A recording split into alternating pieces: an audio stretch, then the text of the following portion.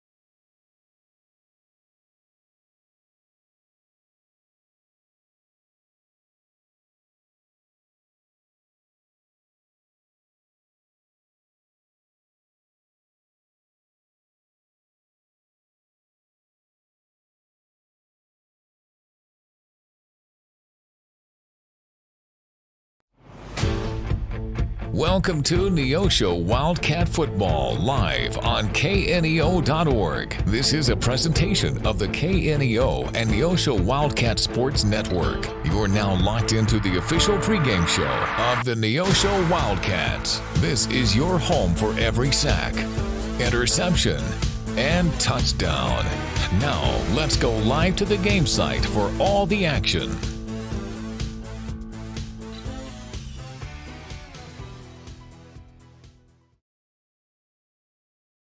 And we welcome you live to Ozark, Missouri. Zach Bertrand alongside Craig Bosley and Caleb Shoemate. Going to be a beautiful night for some football, Craig. Oh, man, it is beautiful. And the people on the other side, on the Neosho fans, boy, they're going to feel the heat for a little bit longer, but hopefully they'll get in the shade here shortly. Looking forward to this kickoff of this 2026 campaign. Just a perfect night to start off the 2026 football season as you Neosho Wildcats travel up here to Ozark, Missouri to take on the Tigers. The Tigers, led by a pretty heavy senior class, as well as the Wildcats, 15 seniors on the roster. And speaking of the Wildcats, we'll kind of go over some things that we have on them before this ball game. Obviously, the Wildcats at the Jamboree at Carthage last week looked pretty good, Craig. Put the ball in the end zone a couple times, forced a turnover on an Eli McBee pick. And then we kind of talked about it at team dinner on Thursday last night with Coach Towdy. The defensive line, and specifically Michael Shellhorn, just maybe not your biggest guys out there, but just super smart. Yeah, and he just bragged about how smart their defensive line is, and Shellhorn especially also was able to talk to the offensive line coach, and of course he plays both ways. Maybe not as much on defense as he does on offense, but definitely a smart kid, knows where to be at the right time. And man, it's really important as an offensive lineman to be smart, especially when you're the anchor of that offensive line. Yeah, it's kind of an interesting thing when you talk to Coach Towdy. He says, games are going to be won in the trenches for us this year with a super smart O-line, D-line, like you said. But then I got to reading up on some notes for the Ozark Tigers, and head coach Ray Godfrey, who actually served in Neosho from, I believe it was 96 to 2001, also in an interview said, we want to control the line of scrimmage. So just two coaches who kind of live by the same message tonight. Yeah, and you're going to see a lot of, with Coach Godfrey from the past at Neosho, he was a pretty conservative coach. So, yeah, definitely wants to control the line of scrimmage and hopefully be able to run the football against this Wildcat. Especially, we're missing some big gaps in that offense or in that defensive line in Everson Tomlinson. So that's going to be a big piece that they're going to be missing as well. But Coach Godfrey, yeah, he served from 1992 to 2007 for 16 years at Neosho.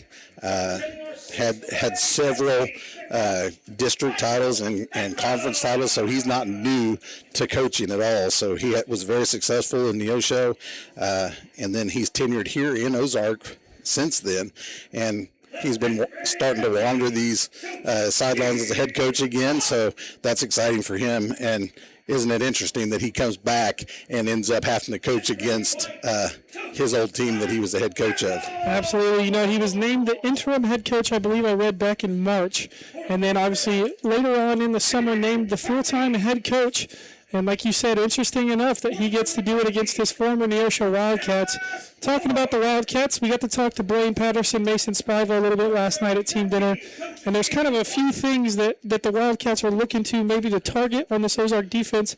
And then defensively, a couple of things that they're looking to maybe make Ozark check into some different things that maybe they're not going out wanting to do, but the defense going to try and switch them to those things as soon as they can and trying to keep them off their game. Yeah, absolutely. They said that, I asked them about if they were going to check into anything else, and they said, no, our thing is to try to make them uncomfortable, so they have to check into something else in their defense, whether it's being able to see them moving into a zone versus man-on-man. Yeah, and then offensively, Blaine kind of told us there was some new stuff instilled last night just at walkthroughs that is maybe we're going to see make a difference here in the ball game tonight. Obviously, don't want to give too many secrets away, but just some new looks for the Wildcats tonight. Obviously, Coach Towdy offense always has a lot of motion, and like you said last night, I think there's been more and more motion put into this offense each and every year. Yeah, I mean, he's been here for now 6 years, so he's got the guys from their freshman year all the way through to their senior year now, so they can implement more things into this offense.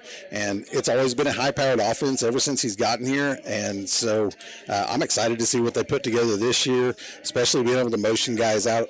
He'll motion they'll motion out of the backfield with Lincoln Howard. They'll motion him out of the backfield some, and so super cool that they just are going to have so many moving pieces and hopefully make it difficult on that defense of Ozark. Yeah, talking about the defense of Ozark, a name those guys brought up last night to both of us was Hendrick Hames, who's a tight end defensive end, second team all-conference at both positions last year. Committed to Lindenwood to go play tight end, but like Mason Spiva told us, they believe he's better on the defensive side, and just an experienced defense for this Ozark group. So going to be a good matchup for Coach Taddy's Wildcats here in Week 1. Yeah, absolutely. It's going to be a great matchup, and like they said that Hendricks Hames is just a monster, just a tough kid, and if you throw the ball in front of him, he's going to make you pay. Well, we got the Wildcats and Tigers right here on the KNEO Sports Network. Going to be back in 3 minutes with your Coaches Show with head coach Brandon Taddy right here on the KNEO and Neosho Wildcats Sports Network. People's Bank of Seneca. We care about your journey every step of the way. Since 1996, visit us in Joplin, Neosho, or Seneca. PeoplesBankOfSeneca.com. Member FDIC. Proud sponsor of area athletics. Let's score big together. I learn best by doing. I enjoy helping others. I want to leave my mark. Here, I discovered what I can do and who I can become. What begins on this campus moves into studios, hospitals, and communities around the globe. This is Missouri Southern State University. Explore boldly. Care deeply. Impact globally. One expanded mission built with lion pride.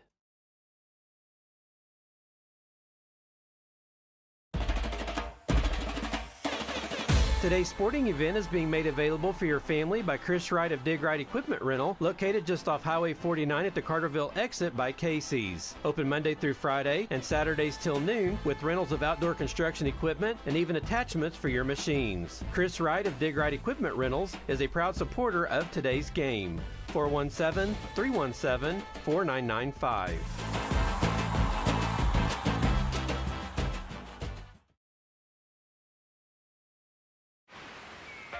The Neosho R5 School District is committed to shaping the future, one student at a time. From academics to athletics, we empower our students to reach their full potential, installing values of hard work, teamwork, and integrity. We would like to thank you for tuning in to the broadcast today and cheering on our Wildcats. Our dedicated teachers, staff, and coaches work hand in hand to provide a well-rounded education that prepares students for success. Together, we're building a brighter tomorrow for our community. The Neosho R5 School District, where excellence thrives. Compton CPA Group PC, located at 112 Northwood in Neosho, is a full-service accounting firm and is proud to support the Neosho Wildcats. Compton CPA Group PC can assist you at every stage of your financial life and help you work toward your financial goals. From tax preparation to bookkeeping services, Compton CPA Group PC has you covered. For all your tax and business affairs, call 417-451-2932 or learn more at ComptonCPAGroup.com.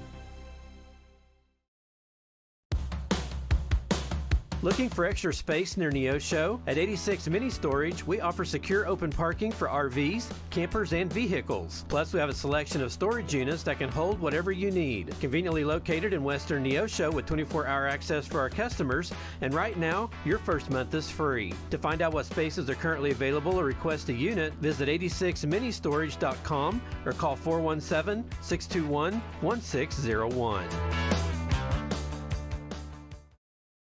Success looks different for everyone. For some, it's growing investments. For others, it's planning ahead, managing assets, or building long-term financial confidence. At First Community Bank, our trust and wealth management team is here for you with personalized strategies and local professionals committed to helping you make informed financial decisions. With a guidance tailored to your goals, we're proud to serve individuals, families, and businesses across the communities we call home. Talk with the trust and wealth management team at First Community Bank today. First Community Bank, where community comes first.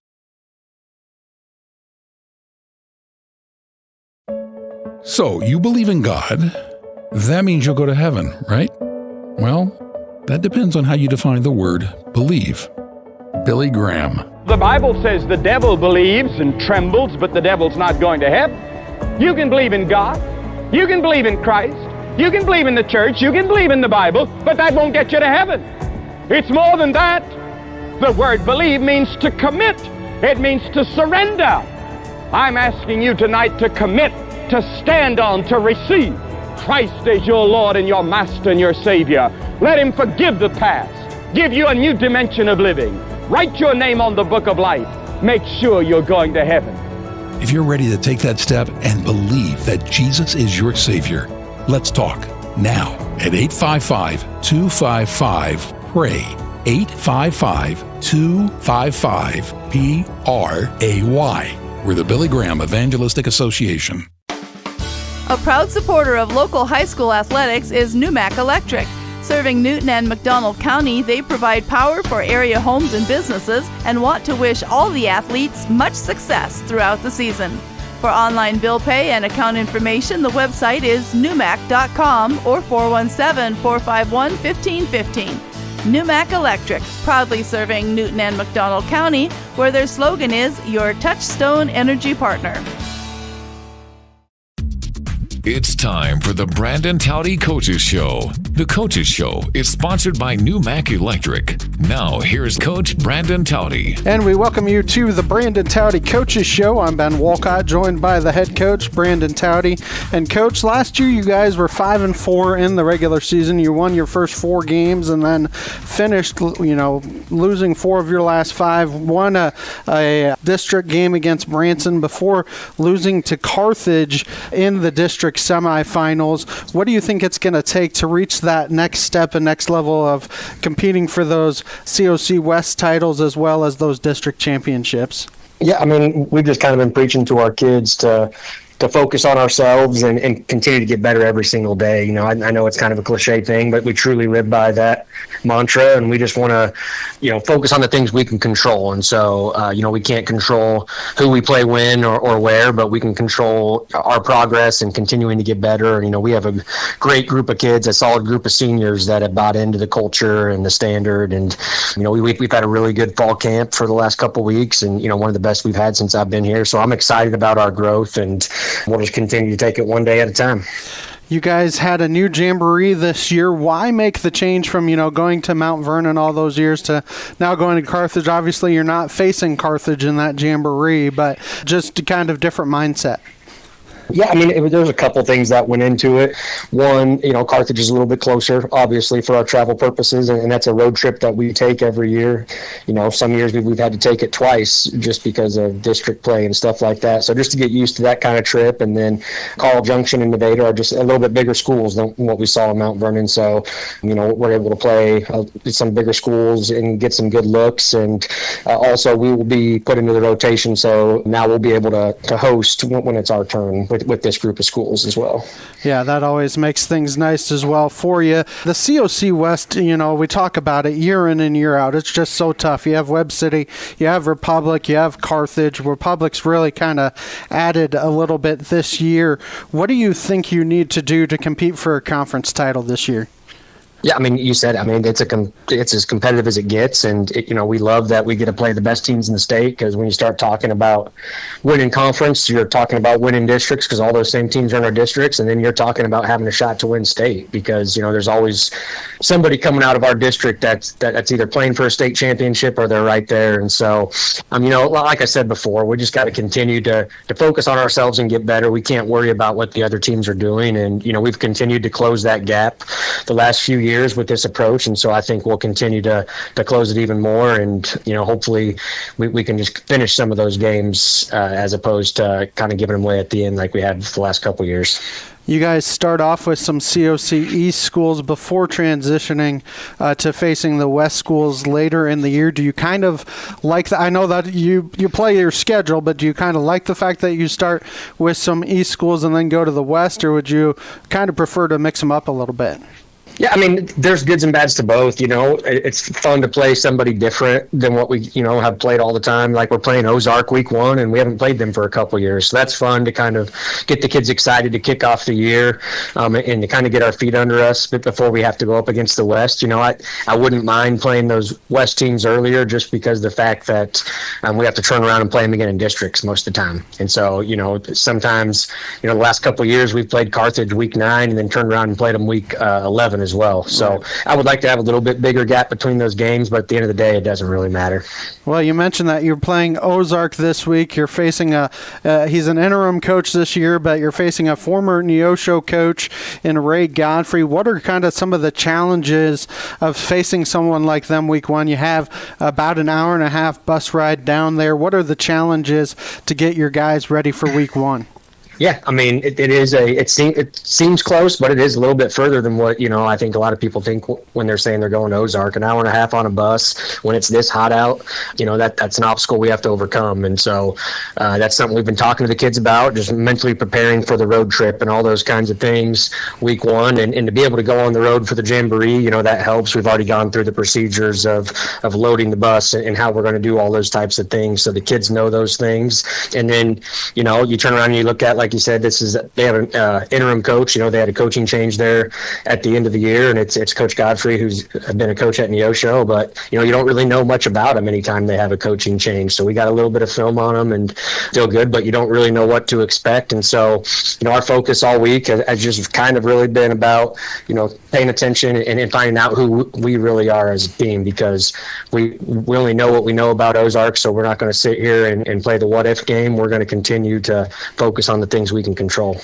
And you mentioned the fact that interim coach, it was a late coaching change. Can you tell me anything, what you expect from Ozark, both offensively and defensively? Yeah, I mean, from what we've seen, they're very similar to us schematically. They're going to run a spread offense. They're going to throw it around a little bit, a lot of zone and zone insert type stuff and some perimeter screens. And defensively, they're basing out of a 3-4 from what they've shown on film, but we only have limited film. And, it's not what Coach Godfrey did when he was here in Neosho. So we were kind of surprised when we saw that. But at the same time, he's got some coordinators that he trusts, obviously. And so it should be exciting. It's 2 teams. We've told the kids, we're 2 teams that are very similar schematically, so it's just going to come down to who executes better. And then finally, what are some keys to Neosho victory on Friday night? Yeah, control the controllables. We're going to have some adversity, especially week 1. That's what we tell the kids is you're guaranteed adversity in the game of football. And week 1, we're going to face adversity. So we've got to be able to weather the storm. They're going to be at home, excited, a new staff. They're going to be fired up. So we got to weather that storm early and, just choose positive responses to everything that comes at us and control the things we can control. And I think if we do those things and just execute our game plan and do our job, that we're going to be in a good spot at the end of the game. Well, Coach, we know it's week 1, obviously a lot of season to come here. The rest of the way, we wish you guys the best of luck tonight, and we'll talk to you after the game. I appreciate it. Go Cats. You've been listening to the Brandon Towdy Coaches Show. The Coaches Show is sponsored by New Mac Electric. We'll be back with more Wildcat football after this on the KNEO and Neosho Wildcat Sports Network. I don't understand all about Jesus, but I believe it because the scripture says it. The Bible teaches that Jesus loved you so much, he left heaven, came to earth, and died to pay the penalty for your sins. That kind of love can be hard to comprehend, but Billy Graham says you can trust what the Bible says about it. I believe that this book was inspired of God, and it's God's message for us today. I look at Christ, and I see him dying in my place on the cross, and I'm moved by the love that he offers me. Do you want forgiveness? Do you want to know you're going to heaven? Do you want the peace that he offers you? If your answer to any of those questions is yes, We are here to help you take the next step. Call us at 855-255-PRAY. That's 855-255-PRAY. We're the Billy Graham Evangelistic Association. And back here in Ozark, Missouri, Wildcats Tigers getting set as the captains lined up on each sideline, getting ready to meet at midfield. Countdown to kickoff sponsored by ProLube Maintenance Center. We thank everybody and all of our sponsors for sponsoring this broadcast. Couldn't do it without them. Neosho School District, Missouri Southern State University, Compton CPA Group, 86 Mini Storage, Southwest Missouri Bank, Freeman Orthopedics and Sports Medicine, Neosho Daily News, Ozark Memorial Park Cemetery and Crematory, First Free Will Baptist Church, AMRI Roofing. Thank you once again to all of our sponsors. Like we were talking about before the coaches show, Coach Ray Godfrey, the head coach of the Tigers now. And Craig, I believe you've got a couple more things that we need to go over. Yeah, we wanted to visit a little bit. You know, it's really a cool scenario that we're set up in tonight that we get to face him. I did have a phone call with one of his former players from Neosho back with Eric Hughes and a few days back, and he was talking about how Coach Godfrey was just a fantastic coach, and he was a player's coach, and how the kids just loved to play for him. Said he was a motivation guy. He did lead in '94. He did lead the Neosho Wildcats to a 11-1 record with a conference championship and district championship, and then in '95 they went 8-2. One of the things he said he's conservative, but he's a motivator of players, and he said, but he lets his players play. So he said when he was in Carthage back in '94, Carthage was state ranked, and they were coming into Carthage, and they were down to Carthage at halftime. And he said when they went into halftime, Coach Godfrey looked at him and said, "Eric, we ride with you. You take us." So he gives his players a lot of room to work and play. So that's something that we're going to look and see if they're audible. And he said he audibled when they went out the first play of the game, and Eric audibled into a tight end dump to Spencer Long, went down the field and scored and never looked back. And so, of course, they were undefeated going into playoffs. Awesome. Well, we get set here with the captains. Looks like for Ozark, it'll be Jet Easley, number 14, Cade Morrison, and number 88, Hendrix Hames. And for the Wildcats, it'll be Blaine Patterson. Looks like Colby McGee, Michael Shellhorn, and that fourth one, trying to get a number, but Hames just a little too tall on the way there. Can you get a number 2? That'll be Lincoln Howard. So, it's Patterson, McGee, Howard, and Shellhorn. Easley, Morrison, and Hames for the Tigers. Neosho is the visitors, so they will call the coin toss in the air. As it's tails, Neosho wins the toss by, looks like Neosho will elect. Neosho's going to take the ball, so Neosho elects to receive. So we'll see the Wildcats offense for the first time here in 2026 to start off the brand new campaign as the Wildcats, led by head coach Brandon Towdy, make the trip to Ozark, Missouri. Looking to go 1-0, and that's one thing he preached to us kind of in the preseason. We're looking to go 1-0 every week. It's a tough, people call the COC the SEC of Missouri. It's one of the toughest high school football conferences in the state. Obviously, you've got Carthage, Nixa, Ozark, all those new Springfield schools, Glendale. Just a tough task going anywhere on the road in the COC. So a big test here, week 1, for Coach Towdy and his Wildcats. And you definitely don't want to forget the Webb City Cardinals, because they always make a statement every year. It seems like they might be down one year and they still come out and play tough. So we'll see. We get to meet them later in the year, so looking forward to that as well. All Wildcats all the time. Check out the Neosho Wildcats dedicated video portal at kneo.org. It's a site dedicated completely to your Neosho Wildcats. Watch the games live and see upcoming game schedules on the Neosho Wildcats portal at www.kneo.org. So the sun getting set in the Midwest sky. The lights will turn on here in Ozark, Missouri. And it is time for some Friday night football, the first one of 2026. Wildcats, black helmets, all white jerseys. Tigers, red helmets, red jerseys, white bottoms. As kicking for the Tigers is number 39. Well, we have, it's number 39, but we do not have a number 39 on our roster, so we'll have to get that name for you. As it's Logan Hearn, and I can't see that far. As the kickoff is away, and the Wildcats will take it, and he muffs the kick. That's Haven Plummer, number 3 out there, gets wrapped up at the 16-yard line. So the Wildcats will start there as the Tigers come out all energetic, as that was number 14, Cade Morrison, on the hit. Anytime you have a muffed kick, sometimes that just breaks down. You run out of time to block, and so, yeah, he's definitely going to take a big hit on that one. Wildcats coming out in a Twins look. Blaine Patterson takes the shotgun.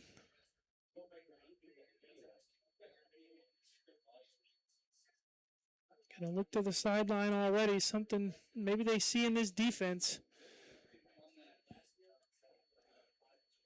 Patterson receives the snap, hands it off to Lincoln Howard, who goes ahead for a gain of, going to call it 5, so 2nd and 5 for the Wildcats.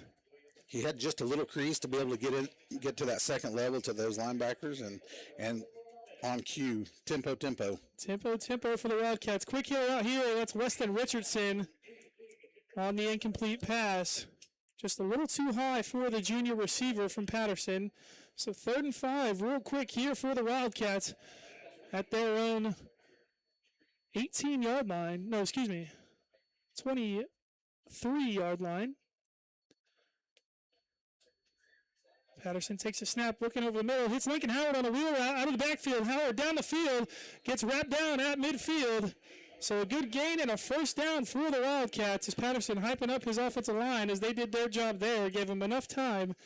Throws a good ball to Lincoln Howard out of the backfield. And once again, all tempo here for the Wildcats. First down at the 45. Another handoff to Howard. And quick hitter to Plummer. Got me on the ball fake as Plummer wrapped up for a gain of 4. Going to be 2nd and 6 at the 49 for the Wildcats. Wildcat offense moving quick. Patterson looking good so far. Going to be an empty look here for the Wildcats. Trips bunch up to the top of your screen. Another little bubble screen out to Howard as he slips and falls, loses the ball. Looks like he fell on it. Really, when he fumbled that, the ball went forward and actually got back to the original line of scrimmage. So maybe not a lucky break there for the Wildcats, but lucky enough to not lose any yardage and regain the ball. So 3rd down once again for the Wildcats. Going to look to the sideline. Different call coming into the field from head coach Howdy. Lincoln going to move over to the other side of Blaine. Twins look. Blaine going to go up the gut. And going to be 4th and about 4. We'll call it 4th and 4, a long 4 for the Wildcats, as it looks like the offense going to stay on the field. It's a lot of trust in Coach Towdy here in his offense. First drive of the season, just over the half-field mark.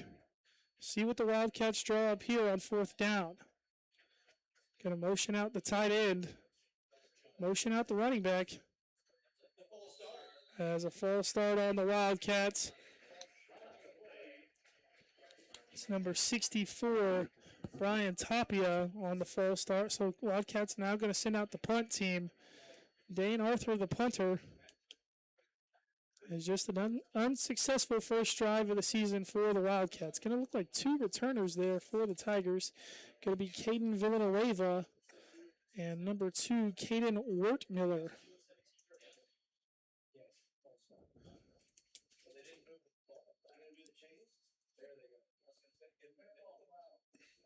Oh, they're moving the ball. Forgot to move the ball back, it looks like. False start, so 4th and 4 turns to a 4th and 9. And that'll bring out the punt team like we said. Dane Arthur getting the leg warm.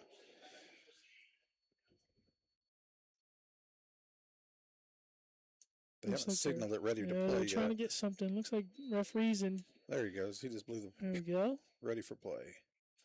And the punt on the way from Arthur. Going to be a good one towards the sideline. Going to go out of a good punt. Down to the 15. Looks like they'll mark it the 16-yard line. Well, we have one at the 16. Looks like we'll mark it the 15. So first down and 10 at the 15-yard line for the Ozark Tigers. As the Wildcat defense makes their first trip onto the field in this 2026 campaign.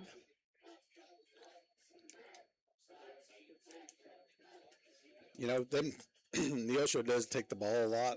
Lots of teams will defer to the second half, but we definitely want to get our offense out there and get a feel for things. So them having the ball here, getting the ball back is not the worst of things. Caden O'Donnell, the quarterback for the Tigers. Is the handoff going to go to Jet Easley? That's the kid we heard about all week. He's looking for a hole, finds one. Nice cut. Good cutback, going to get a first down for the Tigers. Easley comes up, fired up. Had everything contained there, and then he just made a good cut to the backside.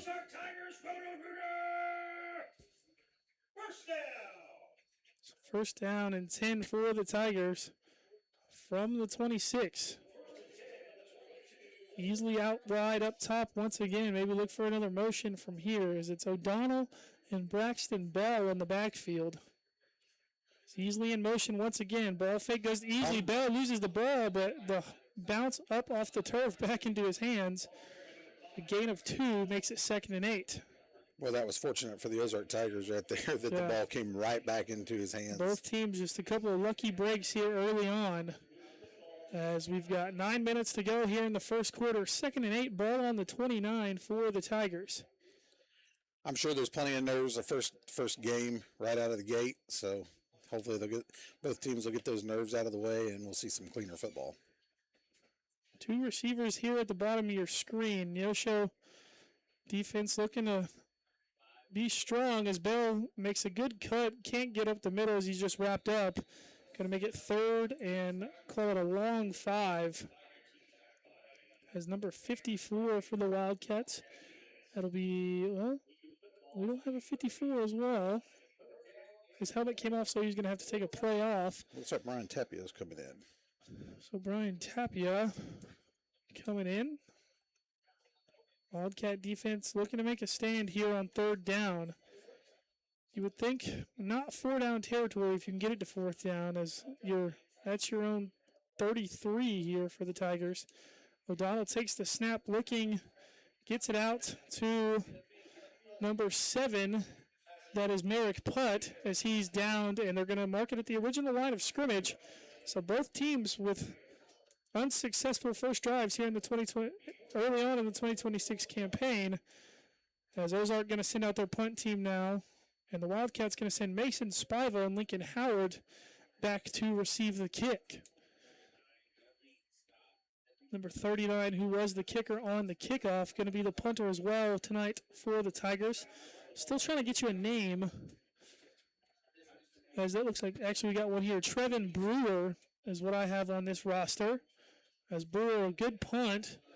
Looks like it's going to be received from Howard.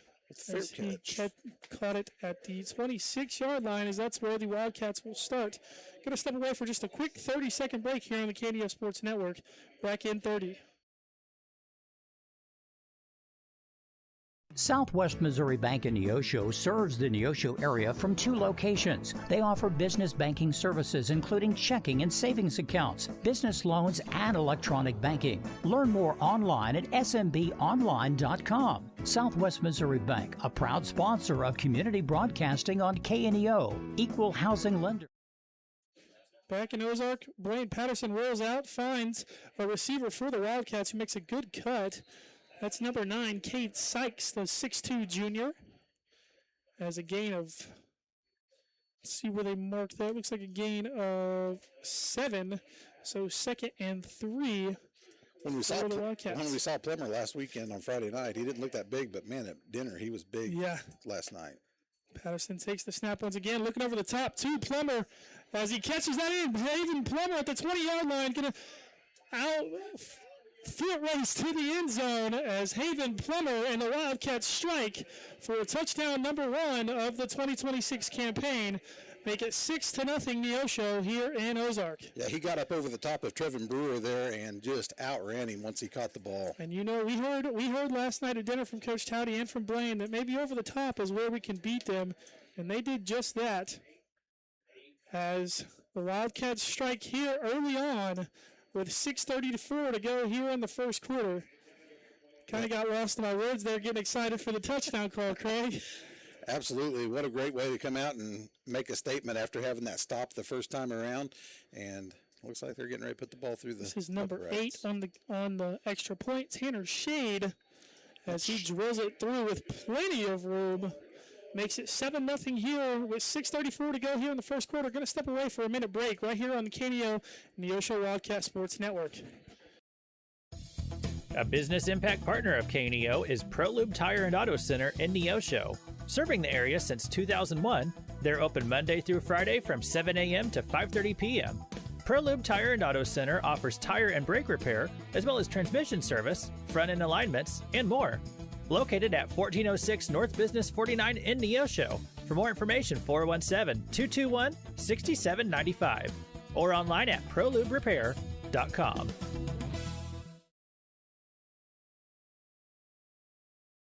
Missourians know we've got their back. For 75 years, they've turned to Missouri Farm Bureau Insurance for dependable, personalized life insurance coverage. That's 75 years protecting families and the lives they've built. For small-town values and big-time protection, call Missouri Farm Bureau Insurance. We've got Missouri covered. I am Josh Dotson with Missouri Farm Bureau Insurance Services. If you're in Missouri, I'm for you.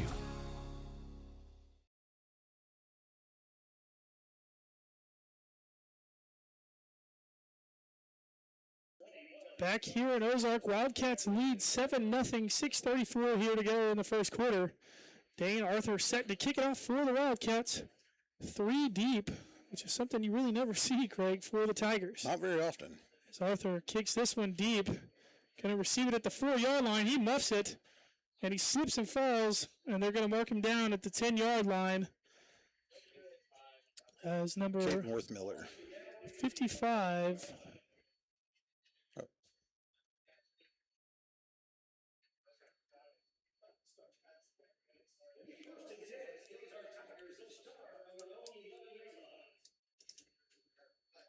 So we got that stop the last time. I'd love to see him come out and get that stop again and take them out of their element, make them throw the ball a lot more now that we're up a touchdown.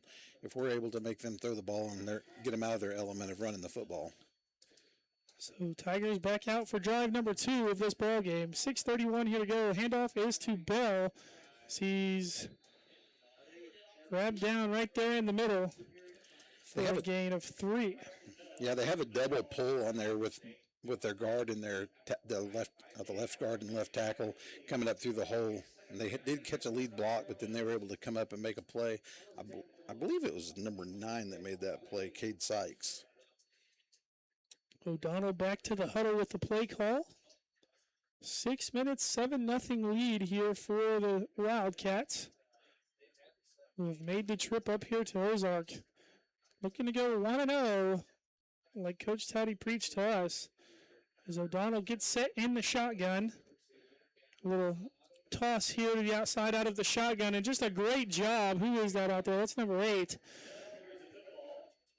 Tanner Shoddy. Tanner Shoddy on the tackle. A great play on the outside. Wraps him down for a loss of 2. 3rd and 10 coming from the 11-yard line for the Tigers. Wildcats looking to make another stand. They really did a nice job of just containing that. The defensive end pushed that back out. It's like number 54 is our defensive end. I don't have the 54.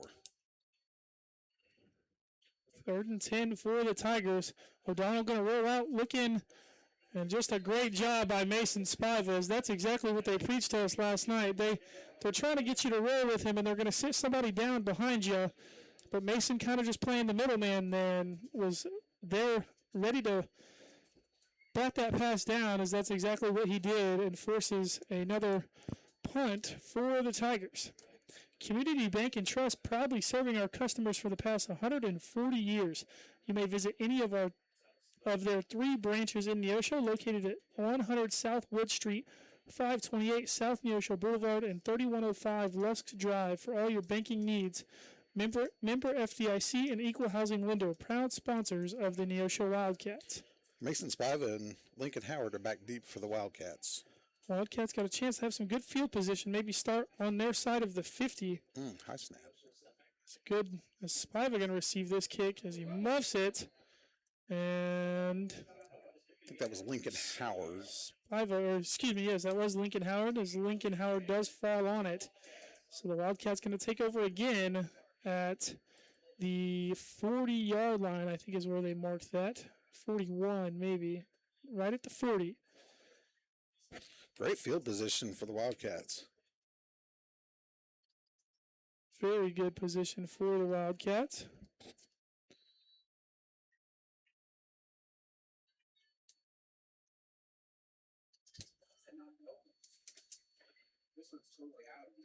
Patterson, in an empty look, takes the snap. And a good throw over the middle, and then a big hit. But Haven Plummer hangs on to it for a gain of 5. Both student sections have really filled out. Now you look down at the Ozark student section.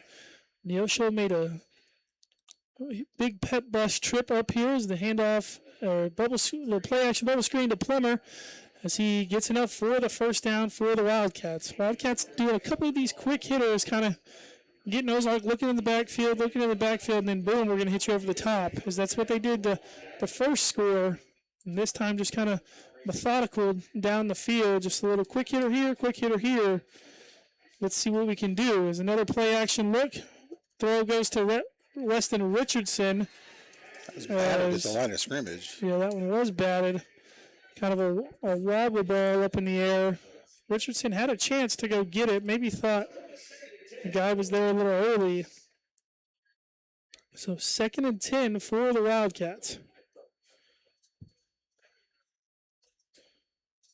Patterson, little QB drop. The middle goes nowhere. Maybe 1 yard. They're going to leave it at the line of scrimmage.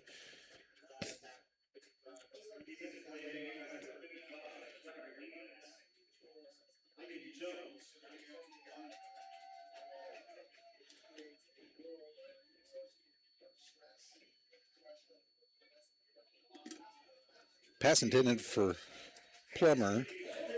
And it looks like it's going to bring up 4th and 10 for the Wildcats.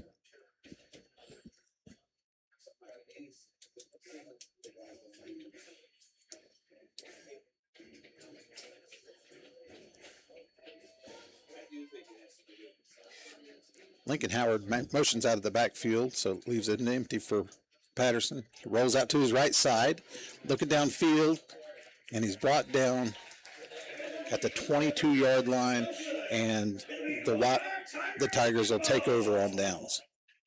So good effort there by Patterson to try and gain the first down. Just had nobody open downfield. Did everything he could, just not enough room there on that far sideline to stay in bounds and potentially make a move. Yeah, Braxton Bell came up and made the play for the Tigers.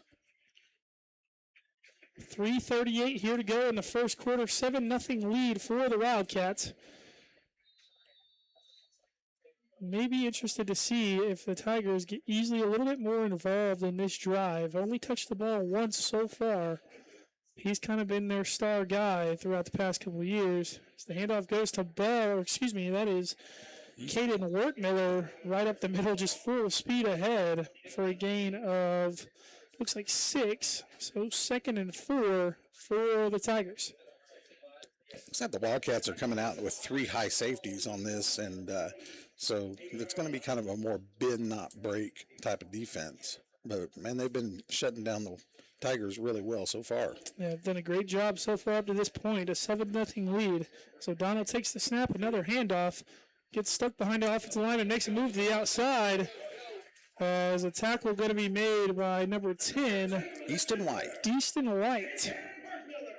People People's Bank of Seneca, Dig Right Equipment Rental First Community Bank, Pro Lube Tire and Auto Center, Missouri Farm Bureau Agent Josh Dodson, Calvary Baptist Church Neosho, Crowder College, Joel Ringstaff, Edward Jones, Family Market, and Show Me Real Estate, all sponsors of tonight's broadcast.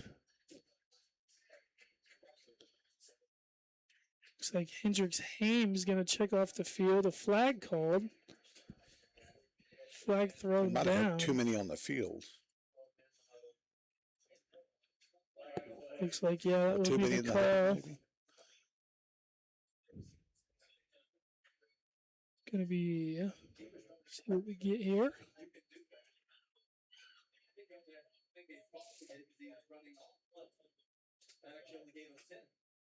Well, maybe they're going to wave it off. maybe. Looks like it might get waved off. They're going to wave it off, so no penalty on the play. We thought maybe, what? Dead ball. Oh, illegal substitution. Illegal substitution is the call.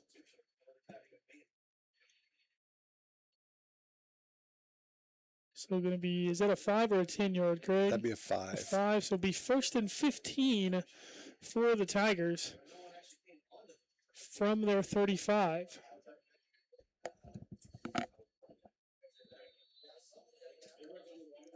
Possibly could have been too many in the huddle.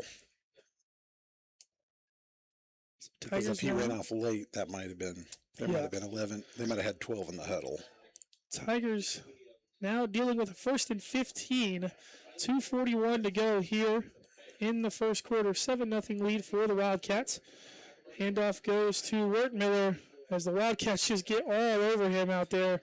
As Easton White, the one to drive him out of bounds, but that was number 8, Tanner Shoddy, on the initial hit, as he's done all sorts of things for the Wildcats tonight. What a great job of just containing that run, because it looked like he was going to have a place to go, and then another player would fill in. They may have not made the tackle, but they were able to keep him moving east and west instead of north and south. Absolutely, and it looks like maybe Ozark's kind of thing tonight is they're going to try and get to the edge. They've got some speed, but Neosho's done a great job beating them there.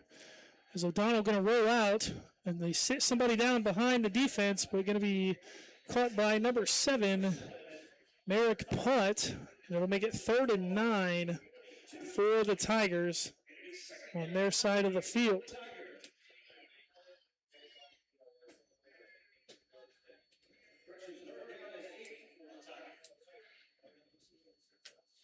Third and 9, Tigers come out of the huddle in the shotgun. Don't think we'll see anybody go under center tonight. It's kind of that new style of football. Jet easily in the slot up top. Handoff or play action goes to Hames as he knocks the ball and no fall on it, and it shot 3 yards forward from where Hames was, and Ozark falls on it to make it 4th and 2. Ball came out. We had a chance, but man, the ball's been on the field 3 times now, or 4 times now, and no turnovers, which is miraculous. So 4th and 2, a minute and a half to go here in the first quarter. See what the Wildcats bring here. You think maybe the ball goes here to Hames easily. Miller's done a good job running the ball. We'll see where it goes here as O'Donnell has Coach Godfrey going to take a timeout for the Tigers. And going to be a timeout, Ozark. So we're going to step away for a quick 30-second break right here on the KNEO and Neosho Wildcat Sports Network. If you're a weekend warrior who likes to go, go, go, don't let pain put the brakes on your pace. When you need help with an injury that keeps you from moving, you want an orthopedic team with a proven track record. Freeman Orthopedics and Sports Medicine is nationally recognized and were recently named CareCheck's #1 hospital in the market and top 10% hospital in the state for hip fracture repair. Freeman Orthopedics and Sports Medicine, the experience you need to keep pace with life.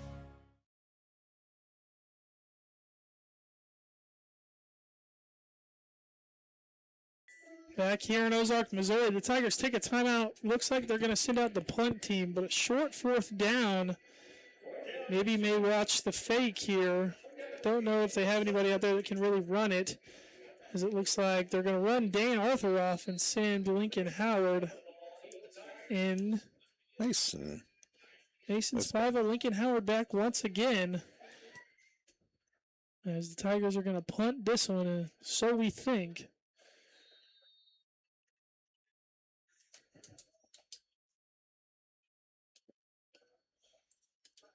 I would expect a punt. And it looks like we will get one, as the ball going to go inside the 20 and down at the 23, or excuse me, at the 17. I keep getting mixed up. At the 17, and the Wildcats will start there on their fourth drive of the night. To keep up on the latest Neosho broadcast ball game schedule, be sure to like us on Facebook, facebook.com/KNEO Radio. Follow us on Twitter at KNEO917Sports, or download our KNEO iPhone and Android phone app. You can also watch all of our Wildcat Sports broadcasts inside our apps. Download the KNEO iPhone and Android phone app today. Wildcats with the ball at the 17-yard line. Handoff goes to Lincoln Howard, finds a good hole, and thought there was maybe a little grab from behind there as they dragged Lincoln Howard to the ground for a gain of 5, excuse me. I think they let go soon enough because they actually had to pull him over backwards before you're going to get that horse collar. As Blaine takes the snap, a quick hitter to Weston Richardson, going to try to get to the outside as he'll gain, looks like enough for a first down, so that's a Neosho Wildcat first down. It's like number 11, Trevin Brewer made the stop on that play. Trevin Brewer makes the stop. Wildcat reset the downs, 29 seconds to go here in the first. 7-0 lead for the Wildcats. Handoff. The quarterback keeper, as Blaine does everything he can to gain as much yardage as he can. Braxton Bell on the tackle. As it looks like Wildcats, I don't see a reason to run another play here at the end of the first. We got 13 seconds on the game clock. They're going to get set like they will. 5 seconds left in the first quarter, and they will run a play. It'll be a handoff to Lincoln Howard, and Ozark just all over in the backfield again. Going to make it a 3rd and 10 coming out of the break. Headed to the second quarter. Right here on the KNEO and the Neosho Wildcat Sports Network. Be back in a minute. At Calvary Neosho, we aren't your grandmother's church, because she lives in Akron, Ohio, and that would be a terribly long commute for church. But if she did live in Neosho, we at Calvary would be delighted to have her come visit us. And since you live here, we would definitely like you to come visit us. Then, when your Nana comes to visit for Christmas, you can bring her to church and introduce us to her. We're sure she is a delightful lady. You can find us at Facebook.com/Calvary of Neosho, or join us in person at 3650 Oak Ridge Extension. We gather for worship Sundays at 10:30 a.m. Calvary Neosho. Not your grandma's church, but we'd sure like to meet her. Locally owned, operated, and here for you. Check out the new face of the Neosho Daily News, covering Newton County, highlighting area residents, businesses, school news, sports, and more. Find us on Facebook at Neosho Daily News or call 417-451-1520. Go get 'em, Wildcats!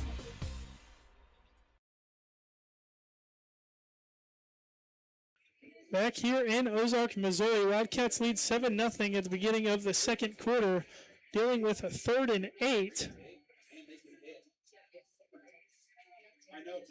The offense makes the trip down to the other side of the field as the field flips. So a 7-0 lead for Neosho. And that came on a long pass to Haven Plummer, who won the foot race to the end zone. So let's see what the Wildcats drew up here in the timeout on the 3rd and 8.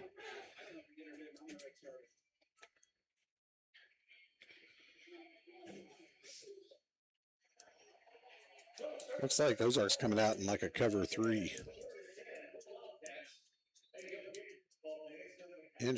Interesting, because they have 5 up on the line of scrimmage, now 4. Looks like play action.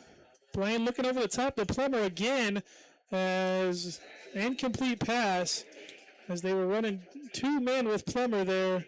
As the pass deep is incomplete, so Dave Arthur going to come back out again and punt the ball away to the Tigers. Yeah. Cade Morrison on the defending the pass there.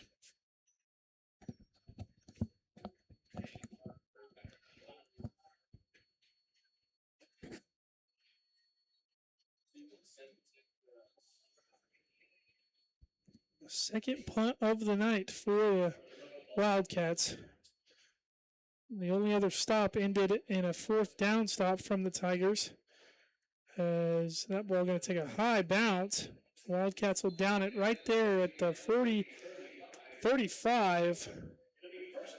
As the Tigers will start there. It's Coach Ray Godfrey getting the boys in the huddle hyped up, saying, hey, we're still in this thing. It's only 7-0 very early on. But the Neosho defense has looked so good so far. Let's see what they come up with here on Ozark's 4th drive of the night, led by quarterback Caden O'Donnell. Everyone at the Neosho Daily wishes the Wildcats good luck. Let's go get that win.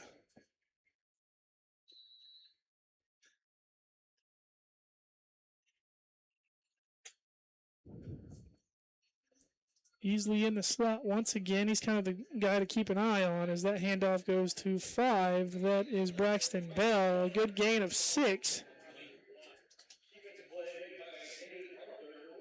Dane Arthur on the tackle for the Wildcats, coming down from his free safety position. 2nd down and 4 at the 43 for the Tigers.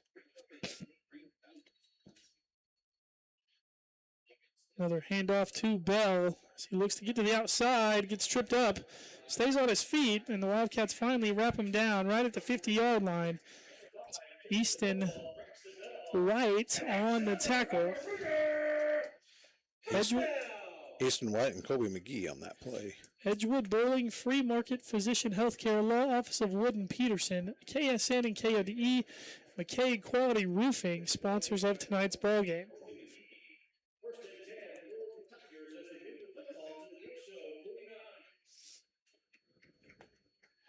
Ball at the Neosho 49. Defense looking to make a stand. First time Ozarks had the ball in Neosho territory tonight. Another handoff to Bell, looking to get to the outside. Or excuse me, that's Wortmiller this time as he's wrapped up by a pack of Wildcats for a 1-yard gain. Looked like Easton White was leading the charge with that. As that was Wortmiller on the carry. YMCA CareNet Pregnancy Center, Access Family Care, Josh Meeker, and CBT Bank more sponsors of tonight's ball game, as well as Christian Healthcare Ministries, Banner Church of the Nazarene, 4 State Printing, and the Big Nickel. O'Donnell gets set in the shotgun. Man in motion. A handoff to Wortmiller as he gets free for a gain of 9. It will be 3rd and very short here for the Tigers.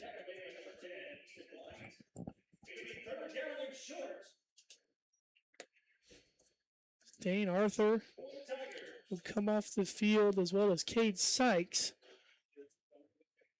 Saw Lincoln Howard and Caleb Godberson run onto the field in their place.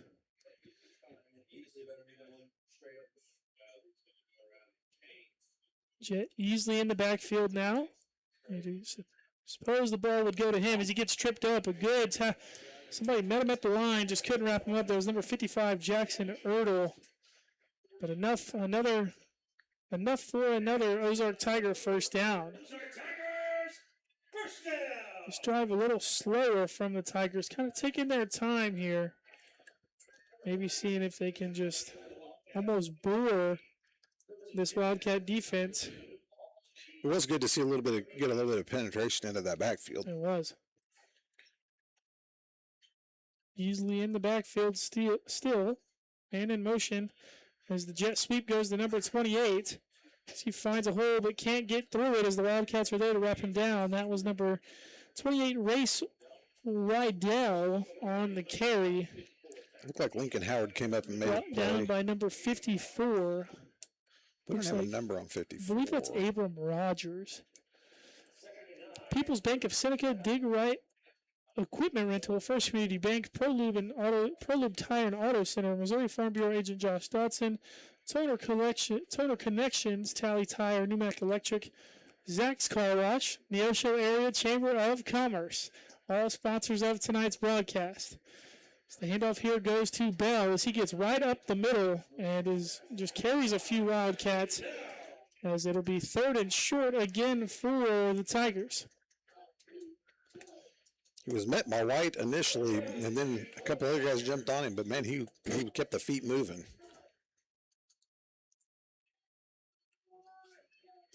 O'Donnell headed back to the huddle with the play call for his offense.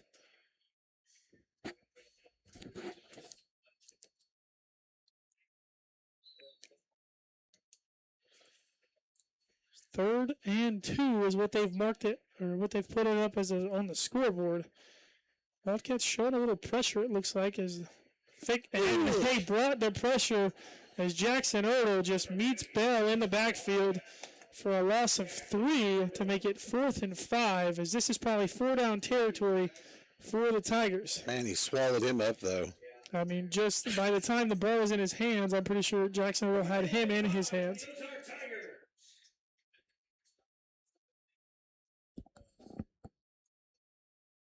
The way they've been running the ball, you think they might run here, but 5 yards is a lot of yards to pick up, so I'd be expecting pass.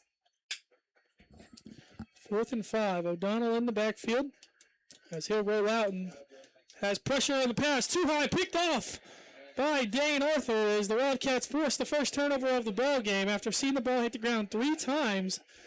No turnovers. The first one comes by the way of interception by Dane Arthur. So he was padding the stats. Yeah, really. If that would have fell to the ground, we would have had 4 yards to the positive. But either way, now he just put an interception to his name. Just a super short punt there is what that is.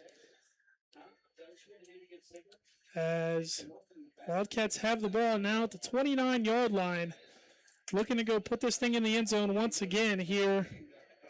As Lincoln Howard up the middle, finds a good hole by the offensive line, stays on his feet, drives through, and that's those wrestling legs of Lincoln Howard right there keeping him up.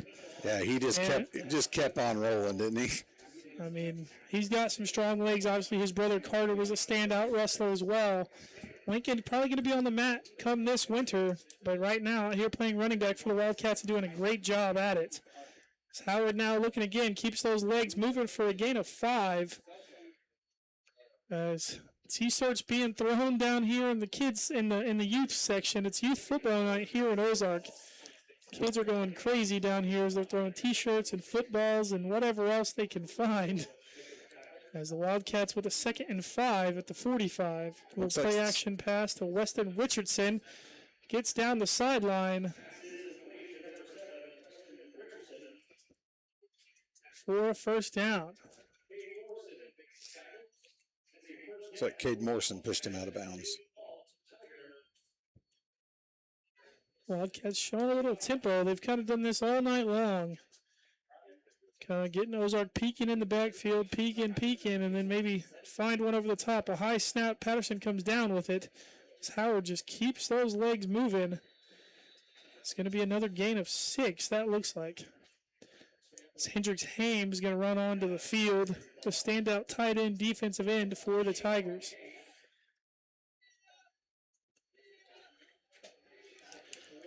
They're subbing those guys out. I would say they're getting winded as much tempo as Neosho has. That play's blown dead. Yep, there's timeout called by Ozark as they were trying to get a guy on the field and just couldn't get him on there fast enough. So, going to step away for a quick 30-second break, catch our breaths right here on the KNEO Sports Network. Be back in 30.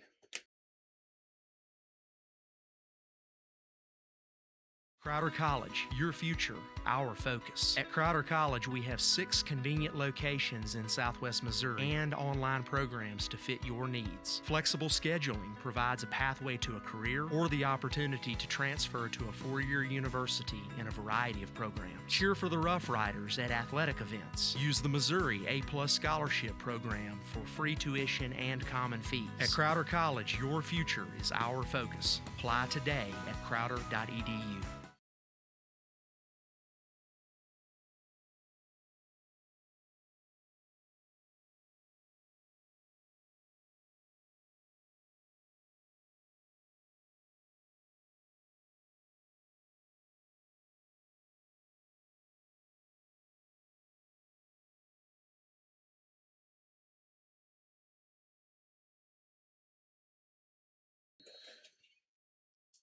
Back here in Ozark.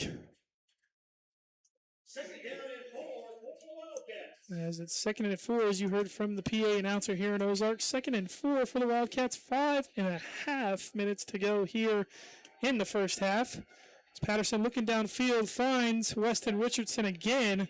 As he makes a move for a good gain of about, call that 12 yards. Enough for a Wildcat first down. Patterson did a good job staying in the pocket and delivered a strike to Richardson with pressure in his face. They're just working that outside, those outside flats over and over again and letting the receivers pick up what they can. So the handoff now to Howard gets to the outside as Hames there on the tackle.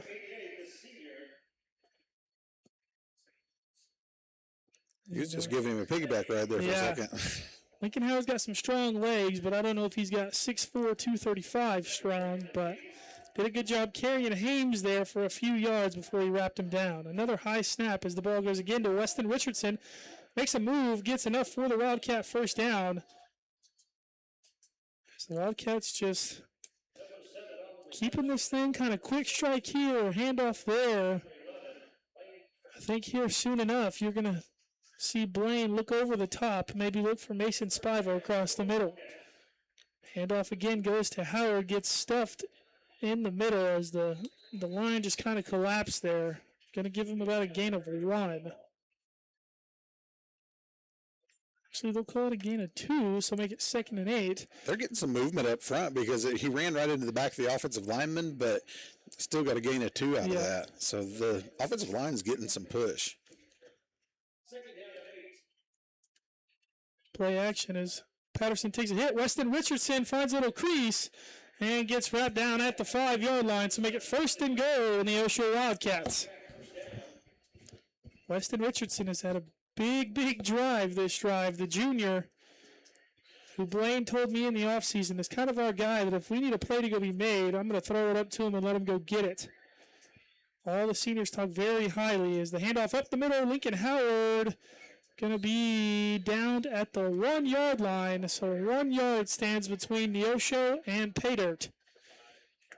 And this is our first look at the offense inside the red zone because the other one came from, how many yards was it? I mean, we were on our side of the 50 still, yeah.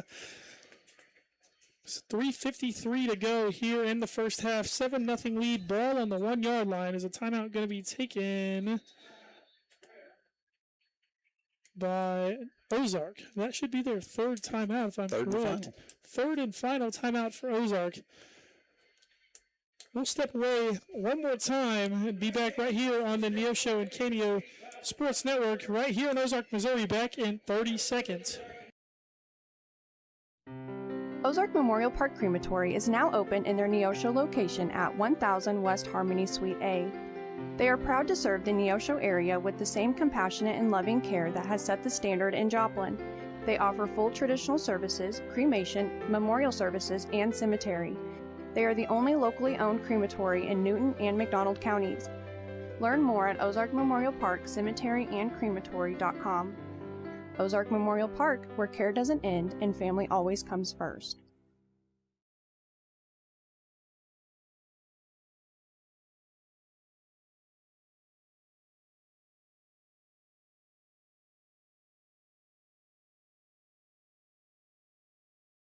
Who hit the... Back here at Ozark, 2nd and goal for the Wildcats. Blaine Patterson takes the snap. Lincoln Howard going right behind his big offensive line, and touchdown Wildcats.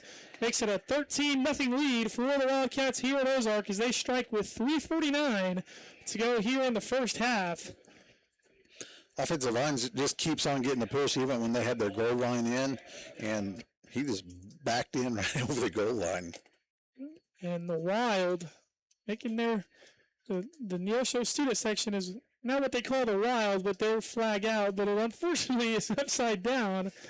So we'll get it right next time because we'll score this thing one more time tonight, or maybe a few more times. As number 8, that is Tanner Shoddy on the kick, and it is up and good. Makes it 14-0. So 3:49 to go here in the first half. Wildcats lead 14-0. Going to step away for a minute break and be back with the kickoff right here on the KNEO and Neosho Wildcat Sports Network. Financial investments are very important, but so are the investments of time, patience, and encouragement our young athletes receive from their coaches, teachers, and mentors. Joe Ringstaff, your Neosho Edward Jones financial advisor, understands this. That's why Joe Ringstaff is a proud sponsor of the Neosho Wildcats on KNEO. For all your investment needs, call 417-451-7789 or stop by the office at 2502 Lusk Drive, Suite D in Neosho. Edward Jones, making sense of investing. Member SIPC.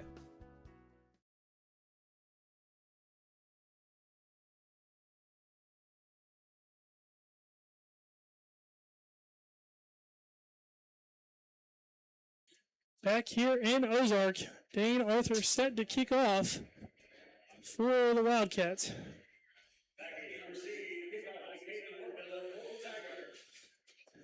Caden Wertmiller back to receive for the Tigers. As that kick is deep from Arthur, as Wertmiller catches it and receives it at the 2-yard line. Got some blockers ahead, and Neosho did a great job getting downfield to wrap him down at the 25-yard line. Looks like Goberson made that play.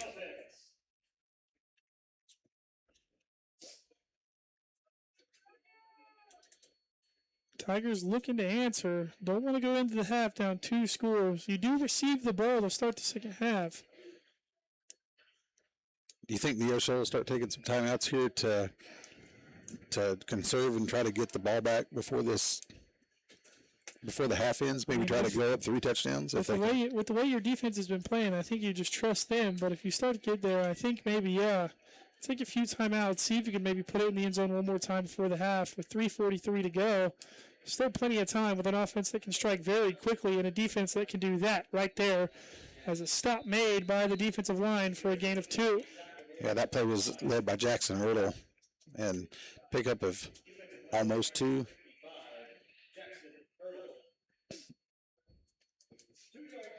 Two-yard gain, 2nd and 8.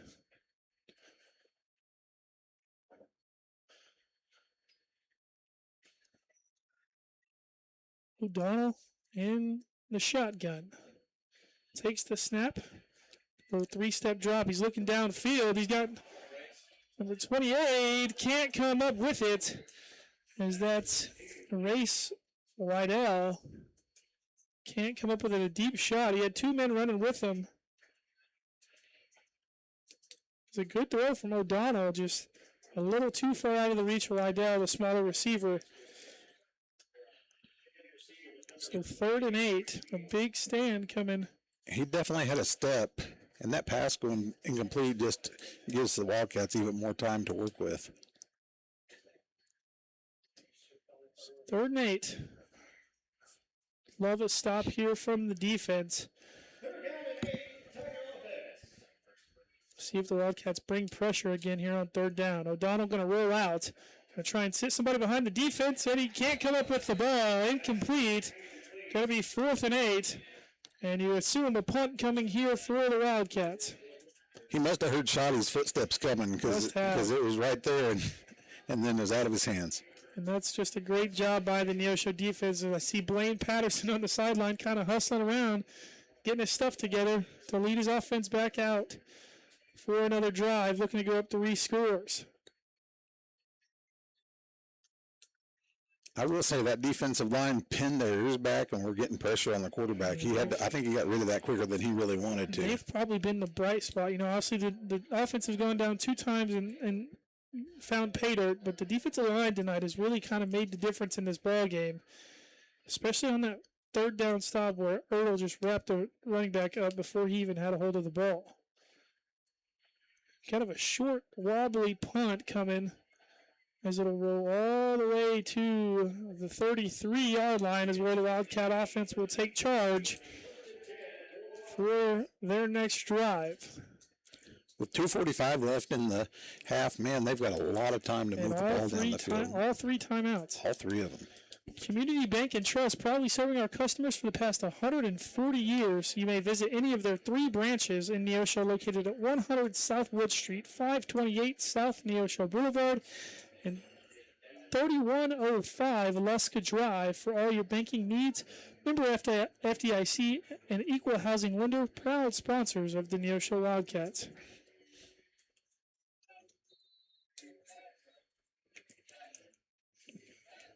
Blaine Patterson back in the shotgun. Going to hand it off to Lincoln Howard, trying to find a hole, just can't find anything, and he's wrapped up by the Ozark defensive line. Braxton Bell on the initial hit for the Tigers. You know, nothing to lose here if you're the Wildcats. If you can't even score this thing, you hope to take enough time off to where if you're Ozark, you've got a long way to go down this field with a very short amount of time and no timeouts. Patterson takes the snap again. A quick look over to Plummer, and he just had no blockers as he was hit before he even caught the ball. Ozark just sniffed that one out.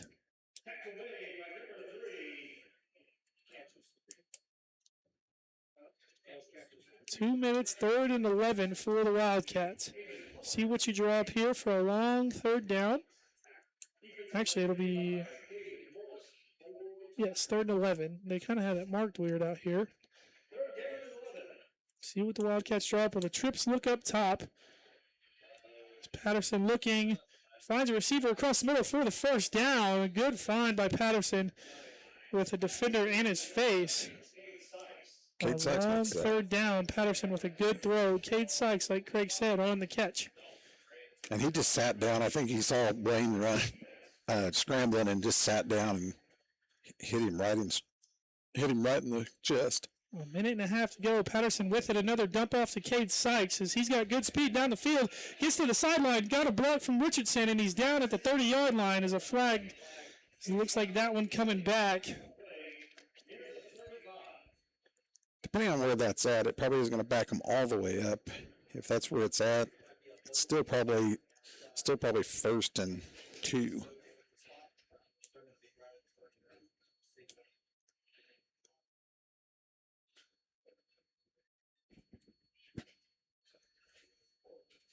See what the call is here from the head official.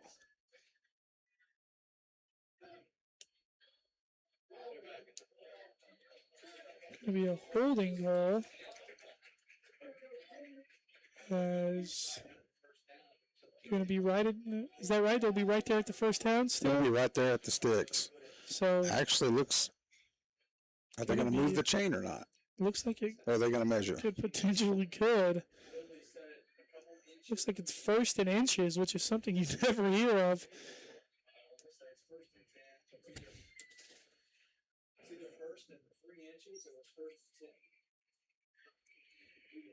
Officials meet, trying to discuss where this ball is spotted, as it'll be. They're going to move the chains. 1st and 10. So something you never really hear of. The team that the penalty is on still ends up with the 1st down, even after losing yardage technically. So Patterson, now an empty look, trips down here at the bottom of your screen. 2 receivers up at the top.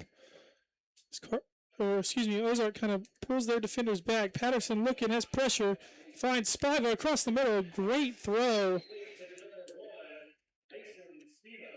A great throw by Blaine Patterson with pressure. I mean, just right in his face. Literally, you couldn't get any closer to Blaine. As a Wildcat 1st down. And with the way Tanner Shotty's been kicking the ball tonight, it maybe looks like you could even go for 3 here if you don't get in the end zone. As pass out to Lincoln Howard, makes a good cut, gets out of bounds for the 1st down, and 1:07 left on the clock. All 3 timeouts for the Wildcats. I don't even know if they're going to have to use a timeout just because they keep on getting out of bounds and the clock stops for them. They're going to give them the 1st down. 1st down at the 18-yard line. Or 17-yard line is where they were spotted. 1st and 10, 1:07 to go. Wildcats lead 14-0 here in Ozark. Cade Sykes in motion. Ball going to go and just batted down by Mason Spiva. As that one just a little too far out of reach from Patterson. Trying to lead him with it. Just couldn't get it to him in time. So 2nd and 10 for the Wildcats.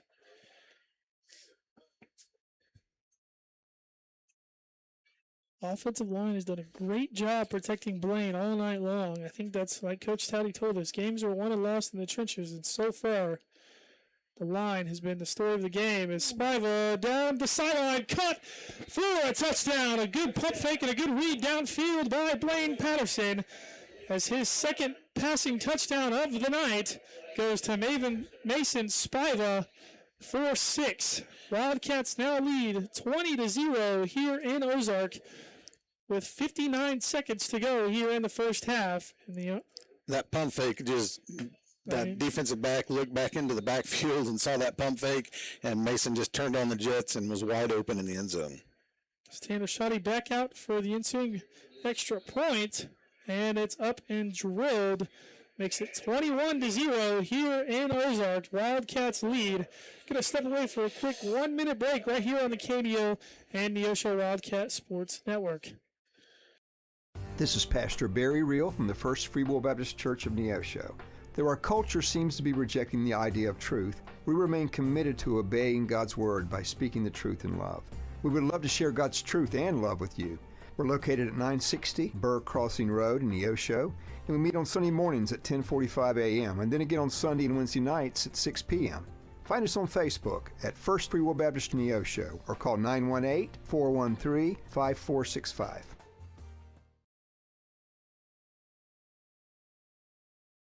Family Market, located at 201 North Neosho Boulevard, is your friendly hometown grocery store with delicious deli and the best selection of fresh meats and beautiful produce. Family Market can also take care of all your catering needs. Whether your upcoming event is big or small, Family Market can handle it all. Call 451-0057. That's 451-0057. Check out the Family Market Facebook page for weekly specials. Go Wildcats from Family Market of Neosho.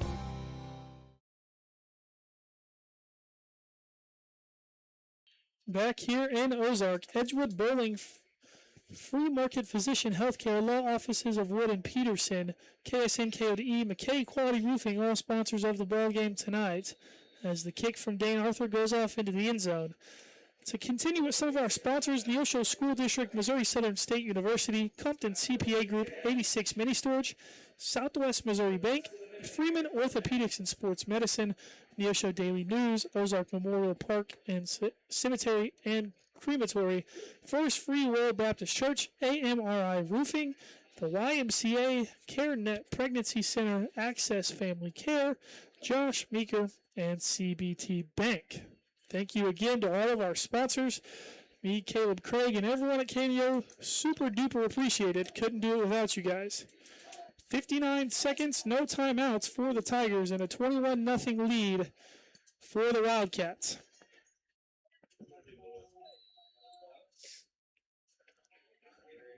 Ball at the 20-yard line for the Tigers after the touchback. As a dump off to in the backfield.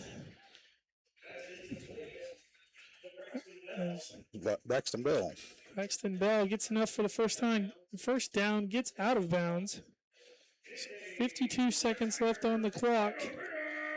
And if you're Ozark, you really need a score here on this drive. You don't want to go into halftime down 3 scores against an offense that seems like it's really found your defense's number. And they need to try to get out of bounds because they have no timeouts left either. Yeah. And if you're Neosho, you're trying to do everything to prevent them from getting out of bounds and letting this clock just tick away. There's plenty of cushion, so we're in like a prevent defense. Donald rolls out, finds Easy down the field, and tipped away by Easton White on Easley, the intended receiver. Just a good play by White. When I first seen the ball in the air, I thought maybe it was going to get picked, but what a good job for him to get his hand on the ball and knock that down.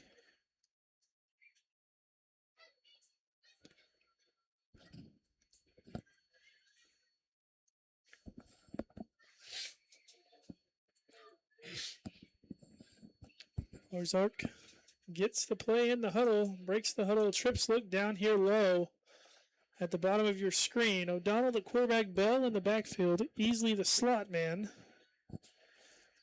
So O'Donnell takes the snap, gets it to Bell. Bell got to make a move, get out of bounds, as he does just that, and he's wrapped up by a Wildcat. Man, Jackson Earl made him pay on the sideline there, though. Yeah, he did.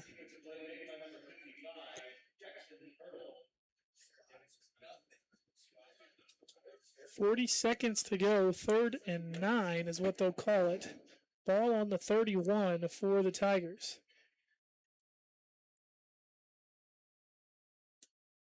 You'd think if they don't get a first down here, they're going to punt the ball away rather than try to go forward at all, you would think. Yeah.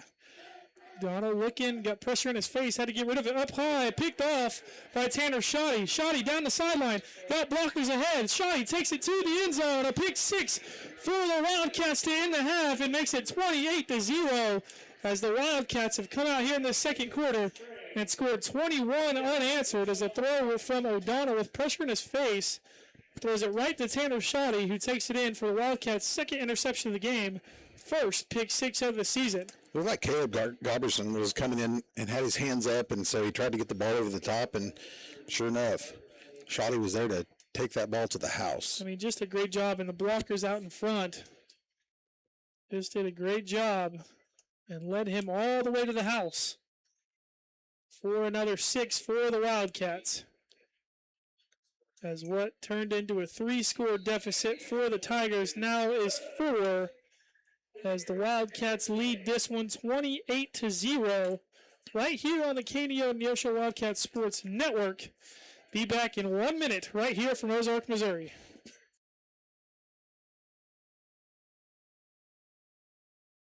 Family Market, located at 201 North Neosho Boulevard, is your friendly hometown grocery store with delicious deli and the best selection of fresh meats and beautiful produce. Family Market can also take care of all your catering needs. Whether your upcoming event is big or small, Family Market. Forbes asked, and the people answered. Missouri Farm Bureau Insurance is one of America's best insurance companies. Forbes recognizes what our customers have known for generations. We are committed to protecting families and the lives they've built. For auto, home, life, and business protection, call Missouri Farm Bureau Insurance. We've got Missouri covered. I am Josh Dotson with Missouri Farm Bureau Insurance Services. If you're in Missouri, I'm for you.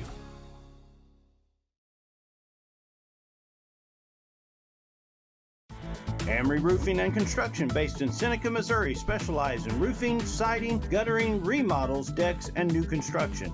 They also handle concrete, fire, and flood mitigation, and even work directly with your insurance claims. 417-389-6986. Whether it's a small repair or a major project, you can count on Amory Roofing and Construction for quality, integrity, and craftsmanship. See more online at amoryroofing.com or find them on Facebook. Back here in Ozark as the kickoff goes into the end zone for another touchback. So the Tigers going to start at their 20-yard line. Once again, like we said, a 3-score deficit turned into 4 very quickly as O'Donnell just kind of had to make a quick decision. And unfortunately, the decision he made ended up in the hands of Tanner Shoddy. And Tanner Shoddy took it back to the house for a touchdown, which made it 28-0 here for the Wildcats.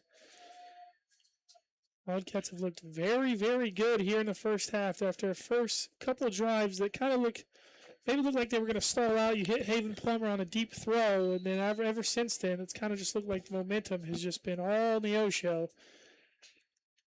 I think all that tempo, we're seeing them sub out a lot more on the Ozark side of the ball on defense, and so I believe that they're doing exactly what their game plan is to wear out that defense. So Donald looking downfield, gets it to Easley. Easley's got blockers ahead. Going to go down the sideline. Got to get out of bounds as they tackle him inbounds.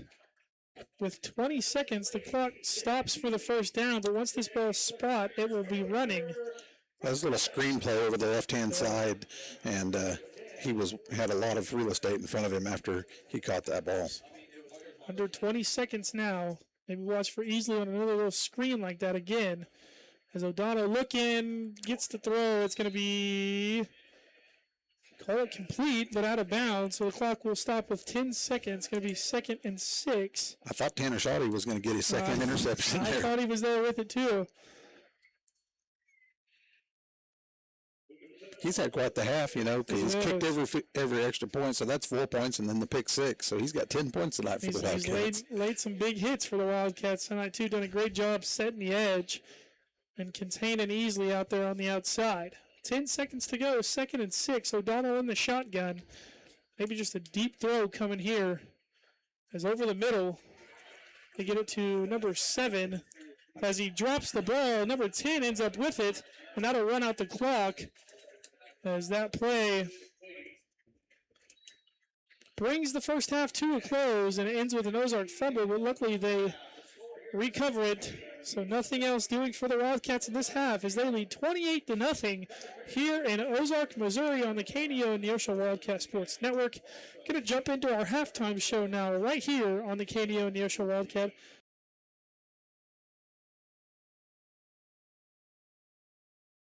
The Bible indicates that time is a mystery. Billy Graham. It is a paradox that while even a tiny child can tell us what time it is, not the profoundest philosopher can tell us what time itself is. So, what should you be doing with the time you have? Time has been given to you for the purpose of glorifying God in this life. Time has been given to you to have an encounter with the living God. That encounter happens when you ask His Son, Jesus Christ, to forgive your sins and to take control of your life. Ladies and gentlemen, the hour is late. Today is the day of salvation. Now you can accept Jesus Christ as your Savior. You can put your faith, your trust, and your confidence in Him. If you'd like to learn more about beginning a relationship with Jesus Christ, then call us at 855-255-PRAY. That's 855-255-PRAY. We're the Billy Graham Evangelistic Association. KNEO would like to thank the Big Nickel for sponsoring this portion of broadcasting on 91.7 FM. The Big Nickel is an advertising shopper for thousands of different items, from automobiles and livestock to help wanted and real estate. It covers a 70-mile radius in the 4-state area and is available in area businesses each week. Located at 2918 East 20th Street in Joplin, Missouri. Their telephone number is 417-624-4100. Welcome to the KNEO Sports Network Halftime Show. The Wildcat Minute is sponsored by Freeman Orthopedics and Sports Medicine, the official sports medicine provider of the Neosho Wildcats. And we welcome you to today's edition of the Wildcat Minute here on KNEO. I'm Ben Wolcott. Today we're joined by the head softball coach, BJ Goodell. And BJ, you are now in your second year here at Neosho. A very successful year last year in your first year at Neosho, 23-12 overall. You finished second in the Class 5 District 6 tournament, lost to Ray Peck 2-1, and that was a game that you guys led late as well. Just talk about your first year and how you felt like it went. I feel like it went pretty well. Obviously, we laugh about it all the time. We ended up 23-12 and on the surface, great season and everything. But, a lot of us were just a little bit disappointed. We lost a lot of one-run games, so we felt like we could almost push for 30 wins. And then, the Ray Peck game, we had them on the ropes. We had opportunities to win the game, and it kind of slipped away. Obviously, they're a very good team, so it's not like we had chances. And so I think we talked last year all year about being in that game and having a chance, and the girls really bought in and started believing, and I felt like they knew they could compete, and they did that. So that was huge. I think in the carryover, I think the girls understand that, and we talk a lot this year about how good we can be. We just have to keep working to try to get there. So, it was a great first year, a lot of great kids, a lot of good kids back, so a lot of fun for sure. And you finally get a full off season with them. Obviously, you had the summer with them last year, but you finally get a full off season where you're working with them, January and then all the way through the off season. How do you feel like the off season has gone for you? I think we've done a lot of good things. We have some kids that are really hard workers, some upperclassmen that are coming back, and some young ones coming in. So a lot of those kids were playing junior high last year. Half our team were our freshmen. So a lot of them were playing junior high softball last year, but a lot of them played over the summer and just put a lot of work in. And so, feeling really good. We had a lot of kids showing up several of our upperclassmen showing up last year in off-season stuff and getting work in at the field, just hitting and getting ground balls, fly balls, whatever. So a lot of kids this summer at some different things, and pretty competitive summer league. We did a lot of good things there. So really excited about this group. It's a good mix of some upperclassmen. We have 3 seniors and I guess 3 juniors, 2 of them with varsity experience, and then with a lot of varsity experience, and then a good mix of freshmen. We'll mix 3 or 4 freshmen in. We got a couple sophomores that are helping us out too. So it's kind of a good mix of everybody, and really looking forward to the year for sure. You start off the year with the People's Bank Back to School Classic, and you have a lot of tournaments because you also have that Freeman softball tournament as well, and then the Ozark Festival, and you go to UCM. What are you hoping to get by playing in all these tournaments? Obviously, you're getting a lot of games in, but what are you hoping to see through all these tournament games? A lot of those tournaments allow us to play some people that are different. We'll see in Joplin, which unfortunately we see Webb City, which is we're not different. We see them a lot, but we will see like Ray Peck there. We'll see Park Hill South. We get a couple teams from the Kansas City area, Green Valley at the Ozark Festival. So and Sullivan's just like 4 teams that we never see. It's a great entrance. I feel like to start the tournament, start the year, just because we get 4 teams, maybe not as big as us, some of them, but all of them had pretty good years last year. And if they were Capital City, I think, was kind of around 500 last year, but they returned, it looks like, almost everybody, whereas some of the others were, Imperial was playing in the state championship game in class maybe 3 or 4. And so, they were, so like I said, a lot of good opponents. They've, some of them have lost some more people than others. So the nice thing about that one is it's kind of a kickoff to the season, get to go up there, see 4 teams that we don't really know and we don't ever see. I mean, we can just go up there and compete and have fun, get away together, get to spend the night in the hotel and hang out. So the girls are pretty excited about that. And so just kind of a little bit of bonding and a little bit of competitive go play, see where we're at situation for the first weekend. And like I said, we just kind of battle and grind in some of those. So some of those tournaments kind of tell you who you are and what your depth is, because you play 4 and 5 games in 2 days. So you just kind of get to grind a few things out and see what you're made of, kind of. And like we said last year, 23-12 overall, very good in the COC. What kind of are your goals and expectations for the COC as well as the season this year? We kind of set the expectation. We want to be back at the top of that COC. We felt like we let that conference championship slip away last year, and we don't want to let that happen again. Obviously, Willard and Webb are going to have something to say about that, but, our COC is obviously very tough. You can't come in on any given night and just assume you're going to win, because you can lose to anybody on any night, because it's just so tough. But we feel like we're kind of at the why not us, why shouldn't we be up there? We have some power and some pop in our lineup. We have some speed. Our defense can be pretty solid, and I think our pitching is going to be pretty good. So we feel like we can compete definitely in COC, and that's one of our goals to conference championship. But, and our goal is always try to get back to that district championship game. And that was the goal last year, like get to that district championship game and see what can happen. And, everybody lost to people. We don't know our district yet, so it's hard to say you can win your district. But we said it from day one last year. Like, we have talent, we have tools, we have pieces in place that we should be, I feel like, in a district championship wherever we're at.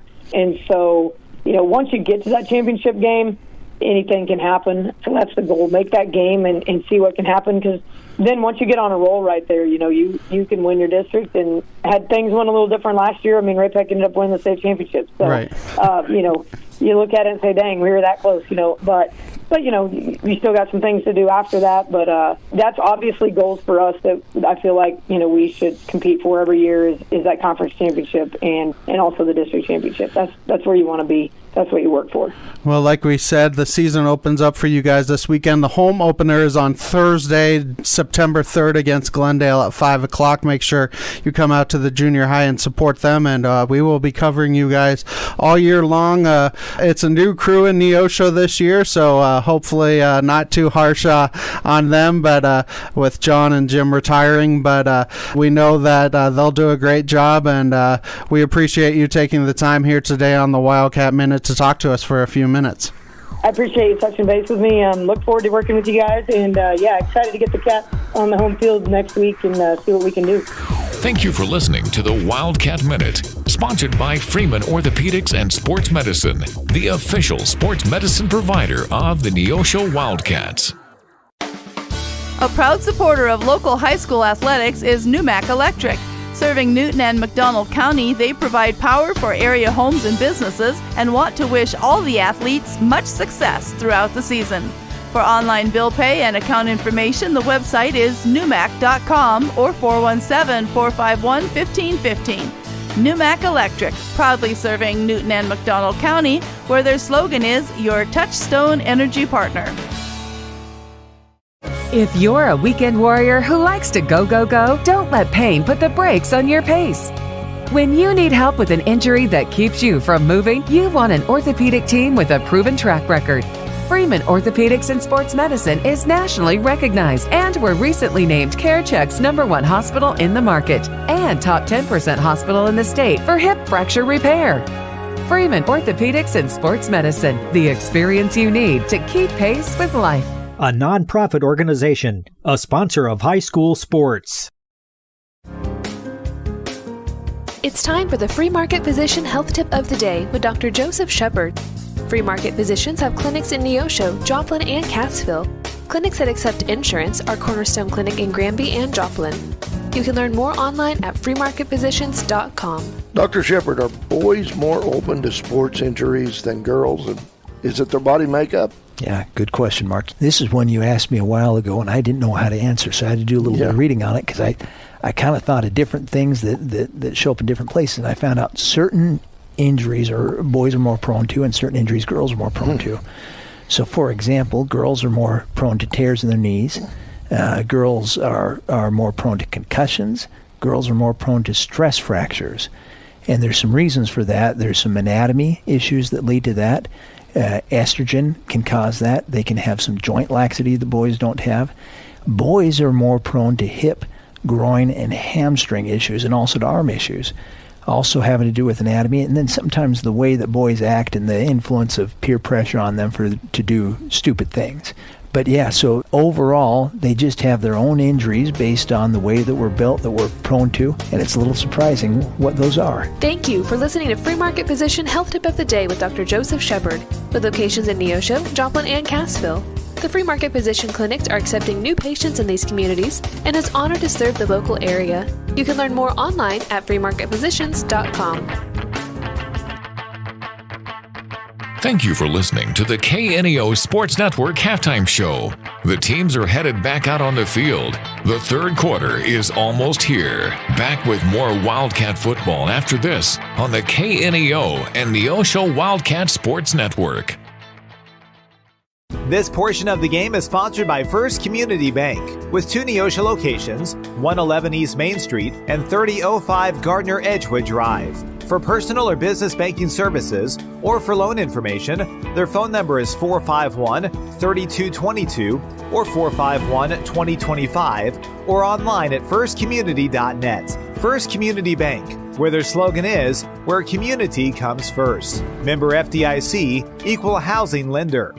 I'm Bryce Johnson with this Unpacking It Sports and Faith Minute. In basketball, running an isolation offense requires balance. While isolating a certain player can be beneficial at times, it often leads to negative results if used too much. In our own lives, we also need to balance when it comes to isolation. On one end, it can be very negative for us if we're always alone and don't interact in meaningful ways with others. The Bible says whoever isolates himself seeks his own desire, he breaks out against all sound judgment. On the other hand, there is great value in seeking the Lord in solitude, as it prepares us to be involved with others. Jesus led by example in demonstrating the rhythm of isolation and going out and ministering to others. He would regularly go out by himself to pray and then would return to be with his disciples. Today, let's be challenged to spend time in isolation while also finding opportunities to surround ourselves with others to do life with. I'm Bryce Johnson, and you can unpack that. For more, go to unpackingit.com.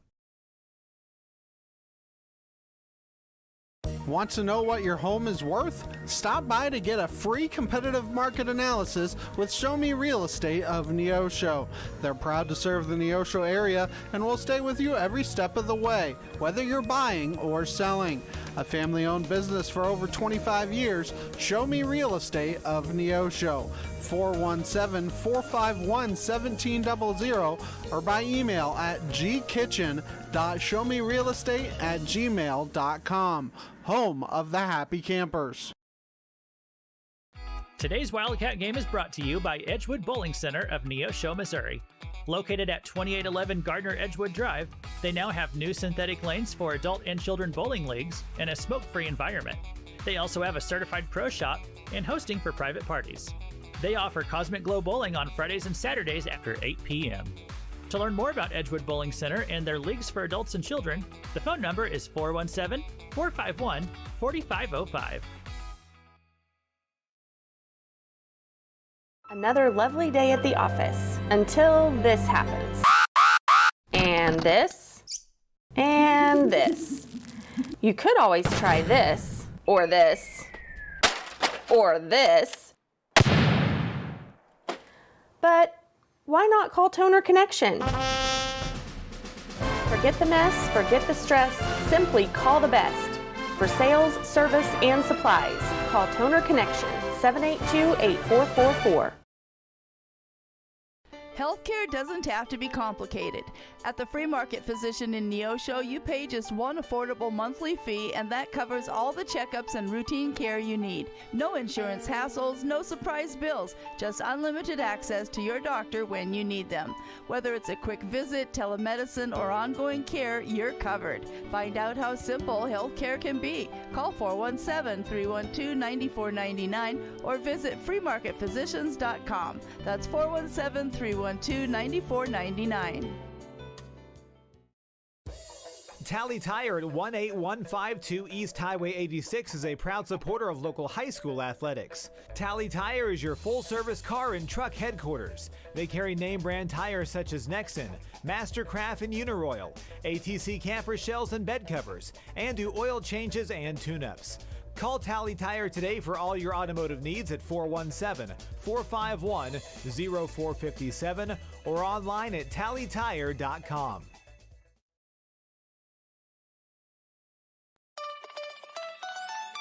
The law offices of Wood & Peterson is sponsoring this portion of Neosho Wildcat Athletics. Located at 217 South Lafayette, Neosho, and 431 Virginia Avenue in Joplin. They serve Southwest Missouri with personal claim representation. For more information, the phone number is 417-451-4141 or online at neoshoattorney.com. The law offices of Wood & Peterson are proud supporters of the Neosho Wildcats.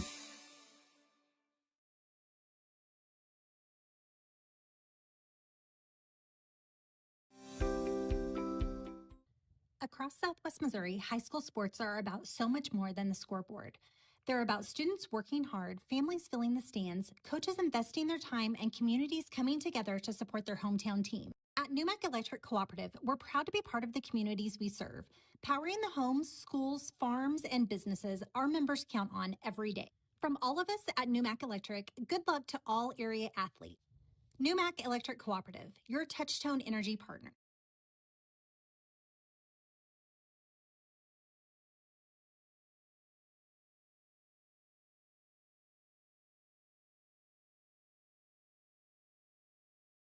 Back here in Ozark, full moon in the sky. Wildcats leading 28-0. Talking about the Wildcats, Craig, you've got some former Wildcat players for us that have moved on to the college level, and we've got some information on their games this weekend, happening this weekend, next weekend. I think there was a few that have already happened. So, Craig, if you want to share that stuff with us. Yeah, we have Cade Spivey is playing at Mid-Nazarene up in the Kansas City area, and their first game is going to be at Nelson University, and they've got Trey Harden and Everson Thomason. They're going to be, they play for Emporia State, and they are going to be meeting Milnott University, and then we have Nathan Rogers at Missouri Valley University, and they're going to be playing William Penn as they kick off their season. And then we got, along with, and Cayman Roan also is at Missouri Valley, and then Keyshawn Roan is at Missouri Southern, along with Isaiah Green and Carter Bosley, the son of yours truly. And they are going to be kicking off their game at they're tomorrow at Midwest State University, and then we have Caleb Bustede at Central Methodist, and they'll be kicking off with Lincoln University. So a lot of former players and excited for their careers in the college game. Very, very excited, very proud. I'm sure as you are, Craig, of Carter moving on and Isaiah and all those boys that kind of grew up around you. And then, go ahead. We got one I more. did miss one. I missed Boston Patterson, the older brother of Blaine, and they're going to be playing at Clark. And I heard just last night that Boston just earned a starting position as a receiver. So congratulations to all those former Neosho athletes. Like I said, Craig, I'm sure you're very proud, as we all are here in Neosho, of those boys. Very proud of the performance going on in the first half, aren't we, Craig? Can't be any prouder, and especially for those guys that have been playing up front, those big offensive linemen. Man, they've been getting a really good push, and then your defensive guys have really been doing a great job of disrupting things in the backfield and getting pressure on the quarterback. Led by Jackson Earl. I mean, he's really causing havoc in that backfield, and also we got some pressure. We got some pressure also from Caleb Goberson. Thank you for the help there. We got some pressure from him coming off the edge that forced that turnover that was returned for a touchdown, and that was by Shoddy. So what a great way to start the first half of your season. Wildcats have put it in the end zone three times offensively, once defensively, which I think anytime you can do that in a half of football, it's going to be some pretty good results for you. I wish we had some official stats of yardage, but we know Blaine has 2 passing touchdowns, a long one to Haven Plummer, and about a 22-yard strike to Mason Spiva. And then obviously the pick six probably went about, what would you say, 40, 45 yards there on the pick six from Shoddy. Yeah, that was caught around the 45, so yeah, about 45 yards. And then Lincoln Howard punched it in from the 1-yard line for his first touchdown of the season. So the Haven Plummer, Mason Spiva, Lincoln Howard have all kind of shared the load, as well as Weston Richardson, who for just a young junior, First time on varsity, first time with some varsity experience, has done a great job with those quick bubble screens, the quick slants, just a lot of RPO and a lot of motion for Coach Towdy's offense. And the boys have just ran it flawlessly so far here in the first half. If Weston Richardson has any kind of nerves at all, I'm not seeing him. He's just getting out there and getting with it like he's just getting back on a horse again. Yeah, and that's exactly what Blaine told me in the offseason was Weston was just kind of that kid that there's – not that he's nonchalant about everything, but just kind of that kid that nothing really he fears. He's made for the big moment, is what Blaine told me. Is he's one of those boys that you put him out there, he knows his job, and that's what he's going to do, is his job and his job only. And it's guys like that just really bring a team together. You call that a glue guy, is a term I've heard. Just a glue guy that, hey, my job this play is I'm going to block for you. But next play, you're going to block for me, and I'm going to take it 80 yards to the house, and we're all going to be excited. And that's exactly what it's looked like, is everybody's just kind of done their job here for the Wildcats tonight. So, yeah. Go ahead. Sorry. Yeah, we're definitely, if you see a selfless team, I'll show you a winning team. And it looks like to me that they're very selfless. And I mentioned I went to practice on Tuesday, and Blaine Patterson there was a pass that was thrown, and they started saying something to one of the other players, and Blaine goes, "Hey, that was me. I got the wrong read." So, being willing to say, "Hey, it was my fault on that play," take responsibility, and it looks like it's going all the way through the team that they're taking on the responsibilities and ownership in this team. And I think that even starts. We got to see an example, but that starts with the kind of system that Coach Towdy has ran. Is it's a very selfless system. We saw last night. We got to attend team dinner. And from the moment they sat down, Coach Towdy said, "Hey, phones away, and when you're done eating, you clean up. And that's not just picking up your plate and throwing it in the trash. There's cleaning supplies over here. You wipe down your table. You do this." And the first people you saw stand up to take charge and do that was the seniors. And anytime you have your older guys like that, the guys that these freshmen and sophomores look up to, it's going to make good things for your program. Yeah, absolutely. You see servant leadership from the guys at the top of the program. It will filter down through the rest of it, and each year it will just continue. So, man, I can't give Coach Stouty enough props on developing leaders in Neosho. And that's not even just football. I mean, those are lifelong skills. And so, he's not just developing a football team to win, but he's developing young men.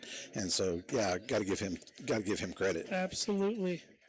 Calvary Baptist Church Neosho, Crowder College, Joe Ringstaff, Edward Jones, Family Market, Show Me Real Estate, Toller Connections, Tally Tire, Newmack Electric, Zach's Car Wash, Neosho Area Chamber of Commerce, Christian Healthcare Ministries, Banner Church of the Nazarene, Four State Printing, and the Big Nickel are all sponsors of tonight's game. All Wildcats, all the time. Check out the Neosho Wildcats dedicated video portal at kneo.org. It's a site dedicated completely to your Neosho Wildcats. Watch the games live and see upcoming game schedules on the Neosho Wildcats portal at www.kneo.org. And another perk is you get to sit here and listen to me and Craig all night long talk about sports, and who wouldn't love that, right, Craig? Absolutely, right? We did have a flag on the kickoff. It might have been Neosho, may have been offsides on it from what I can see. We'll see if they back him up here. So start of the second half as the Wildcats lead 28-0 here in Ozark. Made the trip up. Well, they're going to kick off from the 40 still, so I'm guessing that maybe they didn't blow the play or they're ready for play whistle. Dane Arthur set to kick off. Braxton Bell back to receive as he receives it at the 3. Going to take it out and gets about to the 17-yard line and just drove back by a pack of Wildcats.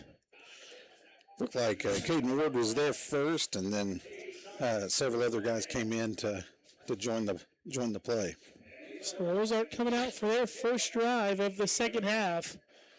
Down 28-0 under the full moon sky.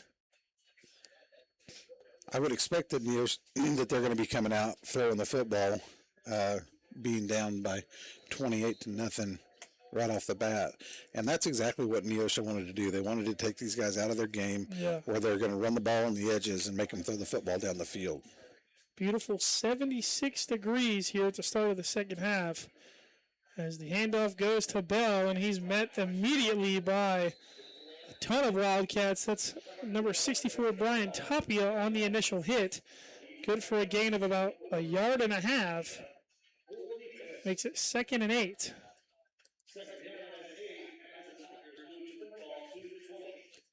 The offensive line for Ozark actually had a pretty good initial push, but somewhere out of nowhere, Brian Tapia just showed up and made a stop. Yep.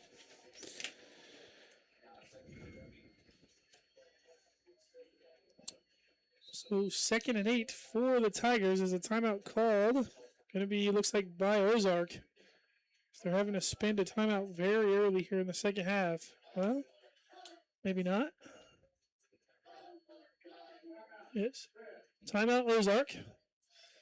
As they spend a timeout very early here in the second half. Going to be, it looks like a 30-second timeout, so we'll step away for a 30-second break right here on the KNEO and Neosho Sports Network.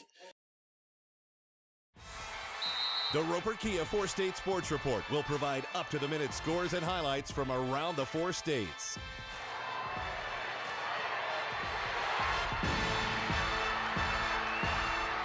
With ultimate local coverage from all your favorite teams. The Roper Kia 4-State Sports Report, weeknights at 6 and 10 p.m. We might have. Back here in Ozark. Ozark with the ball. Shotgun look here for the Tigers. O'Donnell still the quarterback, 2nd and 8. Early here in the second half is another little screen here to Jet Easley. He's got good speed. So he gets down the sideline. There's going to be a flag As we'll see what the flag is. He was pushed out of bounds by Arthur. As they've tried to hit that little screen a couple times too easily. Yeah, when you have a really aggressive defensive line, those screens make sense because those guys are going to be coming up the field, and then you're able to just dump it over the top of them. And so that's a way to slow down those guys on that front defensive line. So the flag going to be called holding on the Tigers as that'll move them back. Should be kind of about the same as what happened in Neosho earlier. It looks like they're still going to have a first down. Yeah, kind of be right at the sticks. I don't think it's going to take them as long this time, though. Yeah. Because it's not, it was like either going to be second and 1 and 1 or 2 inches or first down with Neosho, but this looks like it's pretty easy. Give them first down yardage. Holding is the call.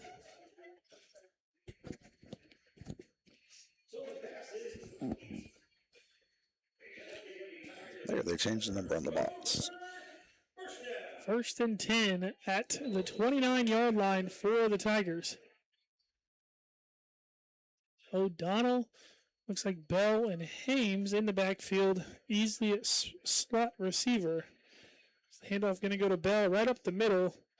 Just gets met by all sorts of Wildcats for a gain of maybe 2. Met first by Caleb Robertson there.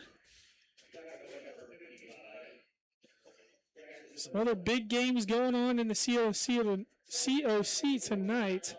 Obviously, the big one I think everybody's talking about is Nixa and Carthage. Going to try and get you some scores here later on here in the ball game, and obviously we'll cover all those scores thanks to the Freeman Orthopedics and Sports Medicine Final Drive scoreboard show later on tonight after this ball game. As Jackson Ertl just in the backfield all over again for a loss of 2, makes it 3rd and 10 for the Tigers. They just barely got a hand on him. He's a perfect combination of speed and strength. I mean, he can bull rush or he can just get by you. That time I think he just used his speed, and by the time the offensive lineman got to him, he was already in the backfield.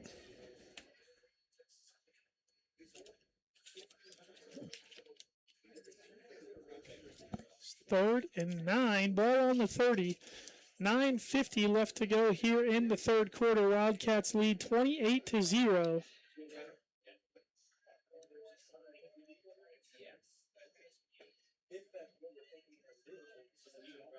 Play action look out to Hames as the ball comes out and the Wildcats jump on it. Looks like they'll call him down.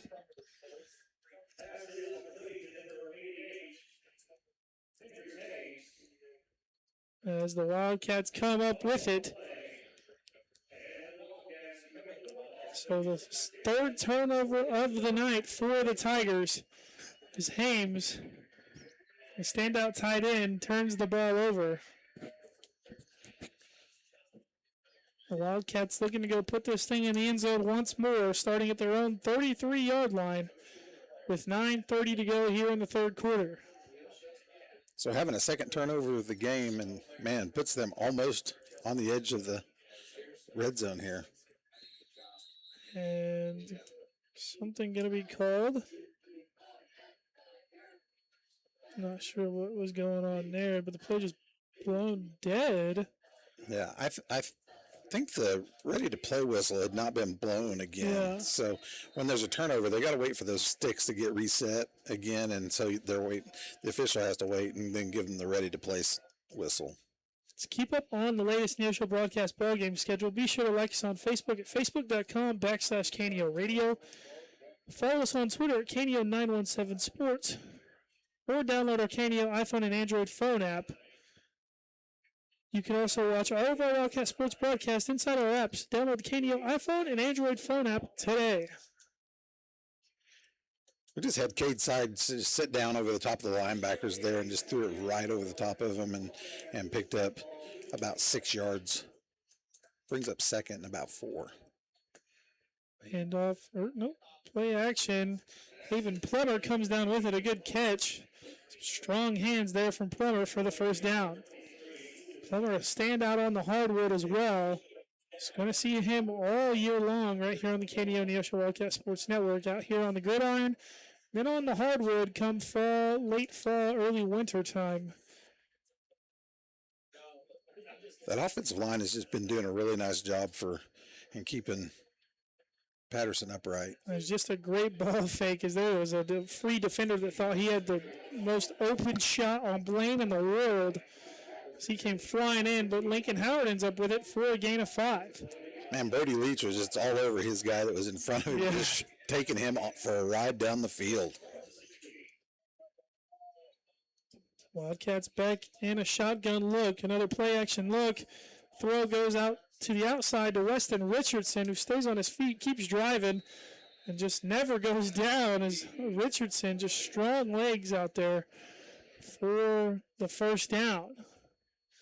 So it should be first and goal from about the 8-yard line. They're going to mark it the 9. So first and goal, 9-yard line. Wildcats lead 28-0, looking to punch it in again. Play action rollout. Throw by Blaine is incomplete, as he just had pressure as a free blitzer all in his face. Got number 23, Lucas Hanks, on the defending the pass there. 8:13 to go here in the third quarter. Wildcats looking to score once more. Lead 28-0 here in Ozark, Missouri. Play action. Patterson going to roll out. Looking to the corner. Gets it and incomplete. I believe that's Haven Plummer out there as the intended receiver. He was also defended again there by number 23, Lucas Hanks. That's 2 defenses in a row for him.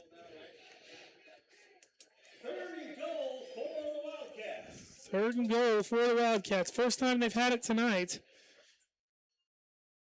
See what the play call is here from head coach Brandon Towdy.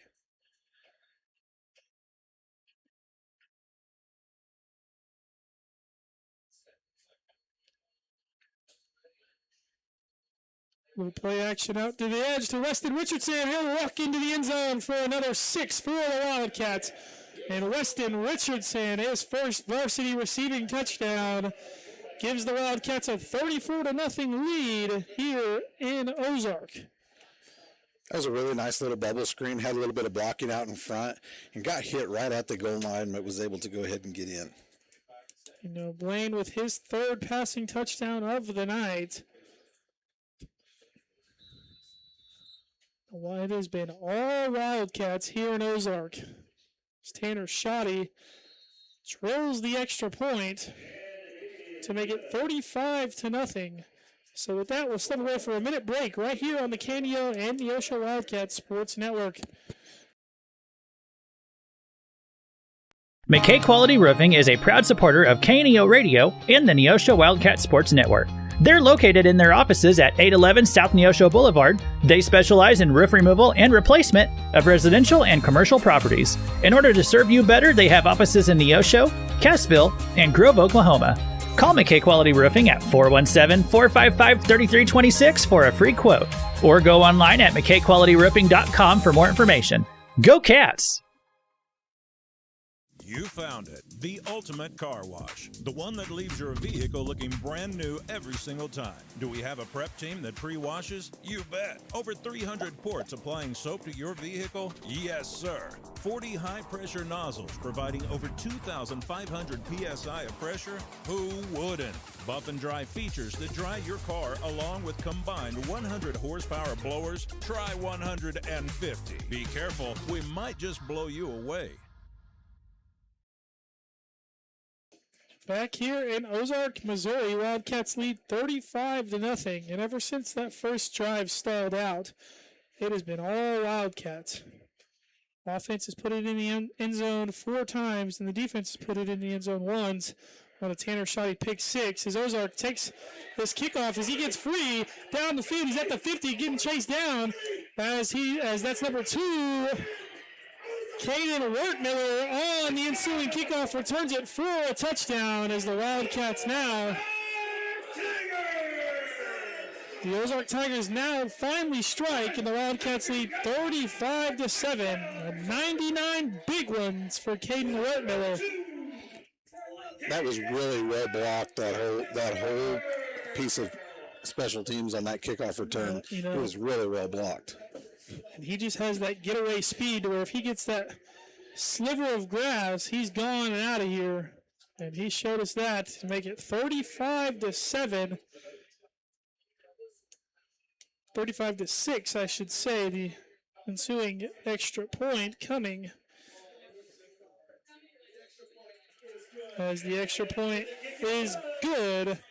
Makes it 35-7 here in Ozark. So we'll step away again for a quick 1-minute break right here on the KNEO and the Neosho Wildcat Sports Network. The Neosho Area Chamber of Commerce invites you to download the new Experience Neosho app, available for free on the Apple and Google Play Store.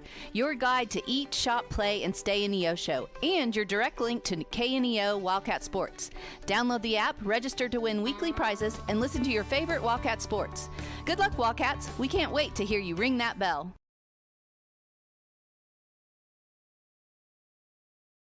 Hi, I'm Mark Taylor, General Manager of KNEO Radio and the CEO of the Sky High and Neosho Wildcats Broadcasting Network.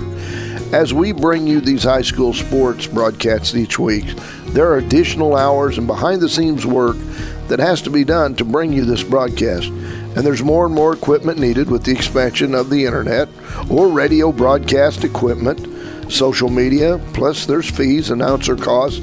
It all can add up. If you're a business, we could use your sponsorship. And if not, we are a non-for-profit broadcaster, so your gift is tax deductible. With less sponsors, we have to cut back on how many games or events done, and if that number drops too low, then we have to make other changes. So we would appreciate and look forward to the opportunity to get your business, church, or yourself involved. Contact us to find out more by calling 417-451-5636 or go to kneo.org and contact us there. We will follow up.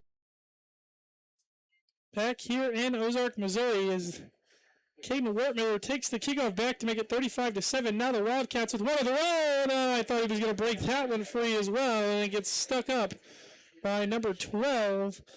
That is Braylon Howard. Some scores for the games around the area. At halftime, Webb City leads Glendale 36-6. Seneca leads East Newton 14-0. Nixa leads Carthage 27-8. Joplin and Kickapoo tied at 7, and Carl Junction and Stratford. Carl Junction leads 11-3. Lincoln Howard takes the handoff up the hole, gets the outside for a gain of 4. As the Wildcats now looking maybe a little more momentum has come back towards this Ozark sideline. So looking to answer back with 7:20 to go here in the third quarter, up 35-7. Play action, actually ball stays in the hands of Howard as he'll keep driving and a flag thrown. Looks like it's going to be a holding call on Neosho. So that'll draw them back. It must have been on the back side of the play because I seen it. I was watching right at the point of attack, and it looked like it was cleanly blocked. So it must be on the back side of the play, off that left side. Neosho kind of just hurting themselves right now.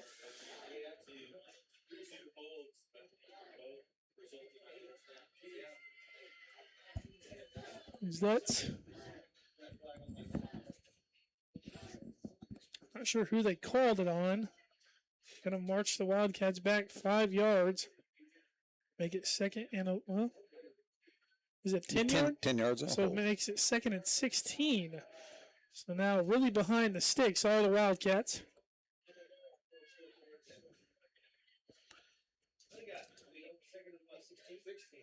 Here I would think that Ozark will give them a little bit of cushion, so I'd be looking for an underneath pass probably. Going to motion Howard out to the slot. Trips down low. Patterson looking, gets it to Howard. Good throw, good catch by Lincoln Howard. Gets him just short of the stick. See how they mark it. It'll be 3rd and 1. Talk about picking up a lot of yards real quick. So 3rd and 1, that's very manageable. It's a lot better than 3rd and 3rd and 16. Yeah, I couldn't think of what it was, but yeah. It's a little play action pass and just. Well, that play was blown up by Cade Morrison. Cade Morrison just came flying in on Mason Spiva. When I first saw it, I was really concerned, but he didn't hit him square, so that was. The offense going to stay out for the Wildcats, it looks like. As maybe a heavy package coming in as Colby McGee checks in, as well as Andre McCamish. As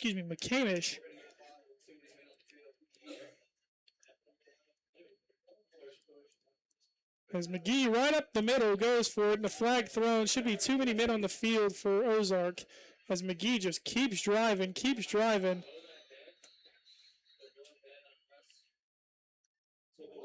Picked up about 7 or 8 yards on that play, just going right up the gut. And then to add on to it, too many men on the field for Ozark.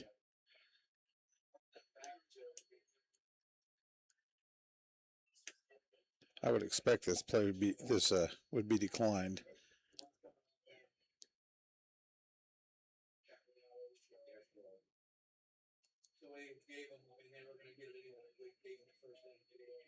Yeah, they have 11 players on the field, but they had 12. They had one run off. Well, I think it went on for the entire play. Yeah.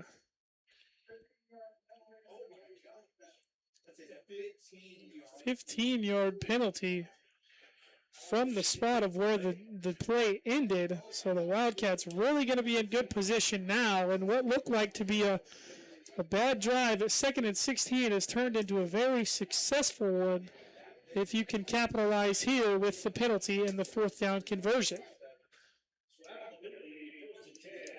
1st and 10 from the 37. 6:36 to go here in the 3rd quarter. Did you see the signal? Was it a unsportsmanlike or a personal foul? Because that's typically what comes with a unsportsmanlike. Maybe because they were playing with 12 rather than being an illegal substitution. It looked like, I think it may be an unsportsmanlike. I didn't really see the call. Here we go again. Lincoln Howard with the carry. Gets to the outside, gains about 3. So 2nd and 7. That was a really nice cut because there was nothing there. And he made a nice just jump cut and was able to grab a couple more yards. Oh, gain of 2 on the play. Well, I don't know how it's a gain of 2, and it's 2nd and 7. So that's close to 8.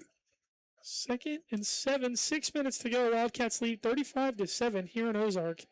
As they motion Cade Sykes out to the slot.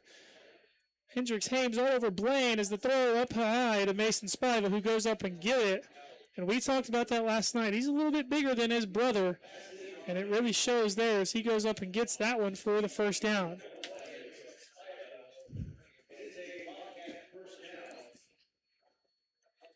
Well, they're getting on the ball quick, too. Yeah, they are.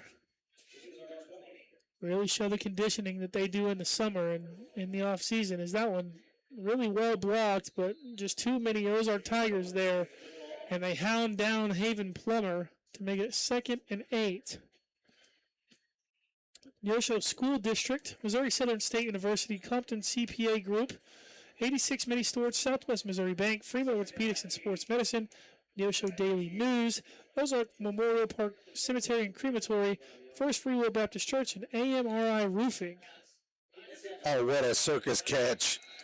Number 9. Number 9, Cade Sykes, and that was just kind of that pump fake and wheel route again there from Patterson to Sykes as they strike again to make it 41-7 as a drive that looked very, very bad for the Wildcats. You get a 2nd and 16, and then a 4th down conversion, a 15-yard unsportsmanlike conduct penalty.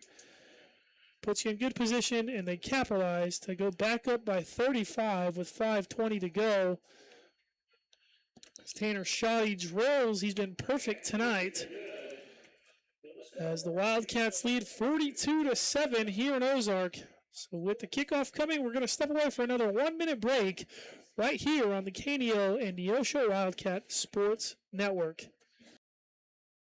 The Freeman Family YMCA is a proud sponsor of high school sports. Serving the 4-state area, the Freeman Family Y believes in putting Christian principles into practice through programs, building a healthy spirit, mind, and body. With 2 locations to serve the area in Grove, Oklahoma, and Neosho, the Freeman Family Y open 5:30 to 9 Monday through Saturday, 1 to 5 on Sunday. For more information, you can go online to ymcaswmo.org or call us at 417-455-9999.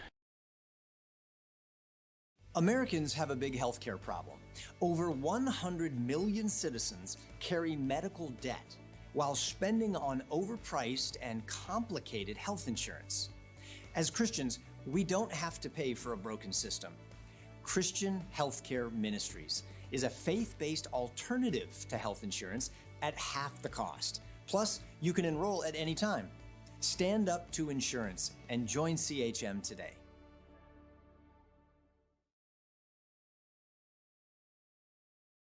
Back here in Ozark, Dane Arthur on the kickoff. We know now that Caden Wortmiller, very, very dangerous on the kickoffs coming, as they're going to kind of squib this one as it bounces down at the 10 and into the end zone, as they're not even going to give Wortmiller a chance. So that'll bring back out the Ozark offense for another drive. Yeah, I definitely want to give him another opportunity to take that ball to the house again. Just back to the touchdown real quick. Cade Sykes, man, just the way he turned his body was athletic on making that catch, just to adjust to the football. Kind of thrown a little bit behind him, but man, what an athletic play to make that catch and score the touchdown. Yeah, just a great job there by Sykes, and the offense has just looked phenomenal all night long here in Ozark. All Wildcats all the time. Check out the Neosho Wildcats dedicated video portal at kneo.org. It's a site dedicated completely to your Neosho Wildcats. Watch the games live and see upcoming games schedules on the Neosho Wildcats portal at www.kneo.org. As that play going nowhere for the Tigers is a hound of Wildcats all over for the stop. He actually got a gain of 4, and then he got bounced back, it looks like. So it's they'll going to give bring him forward progress. Yeah. Makes it 2nd and 7. Ball on the 23. 4:50 to go in the third quarter. O'Donnell in the shotgun. Trips look down here to the bottom of your screen as there's pressure on his face. And that play, coughs up the ball again. Maybe really incomplete. As they'll call it complete, but a loss of yardage makes it 3rd and, or did they call that incomplete? I think so. I don't think he made a football. Isn't it? You have to make a football move with it. Yes. Yeah. You actually have to make a step or two. 2 steps or a football move. So what are they? Maybe they're trying to make a decision what they're going to do here. Well, there's a flag. Oh, I didn't see the flag on the field. They're going to wave it off. And just going to call it incomplete, it looks like. So 3rd and 7. We got a few subs in on the defensive line there. We've got number 54, number 64, and number 19, maybe is what that looks like. I'm not sure. We'll get that number for you here. That'll be 59. 59, looks yes. like Caleb Wilfong. That throw goes right over the head of Caleb Godberson for a Tigers first down. Weston Simpson on the reception.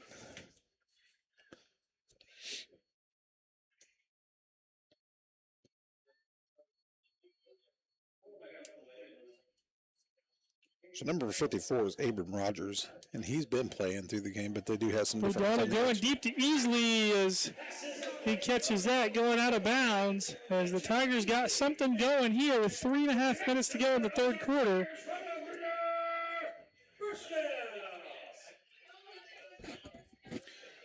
So O'Donnell, just a beautiful ball there to Easley. And being that Neosho is up by 35, it does look like the turbo clock has been turned on.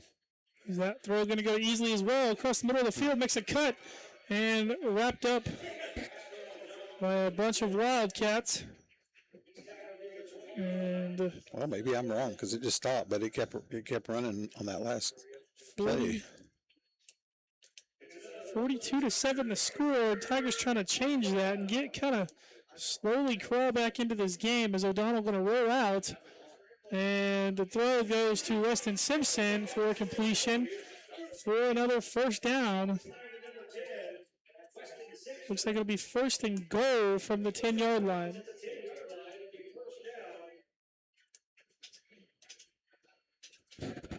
We haven't seen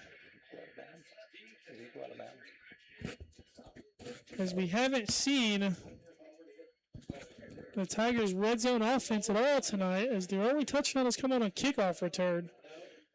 42-7 the score, and another screen is Wertmiller all sorts of wrapped up and just gets free. Don't know how he did it. He coughed the ball up. The Wildcats come up with it. As they're going to give it to the Wildcats, the 1-yard line, it looks like. We're going to discuss.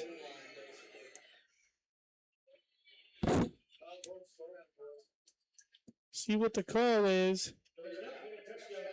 And the ball goes to the Wildcats as the Wildcats hold them out of the end zone at the goal line.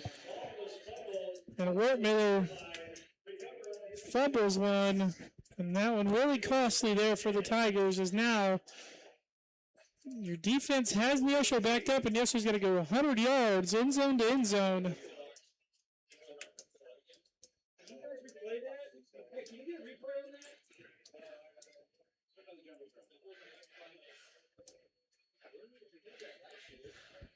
With my naked eye, it did look like the ball had come out right before he crossed the goal line. I know there was some discussion whether he had got over the goal line or not, if the ball had been, in fact, fumbled. Looks like Neosho are going to bring out the heavy package backed up in their own end zone. I'm sure Ozark going to bring a ton of pressure here. The handoff goes to Colby McGee, wrapped down at about the 3-yard line. I hope he's going to have to come out of the game because his helmet popped off.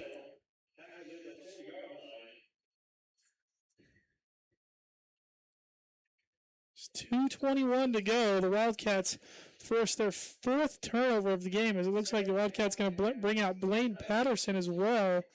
Easton White in at quarterback now. Maybe start to see a little more of these freshmen and sophomores and some juniors that don't see as much playing time kind of sprinkle into the game here. Yeah, Logan Herndon just checked into the game as well. And he gets a carry up off the right side. Good run by Herndon there for about 3 yards.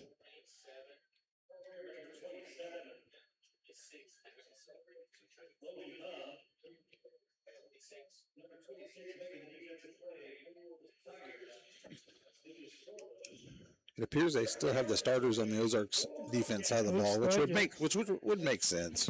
You know, you definitely don't want to let this score get any further out of hand. Looks like the Wildcats just going to let the clock tick away, and that's exactly at this point in the game what you want to do is you just want this clock to tick as much as you can let it.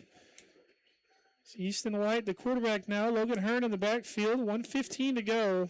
The handoff goes to Hearn as he stopped about 4th and 1. And obviously you assume a punt coming. Or maybe not. Or maybe not.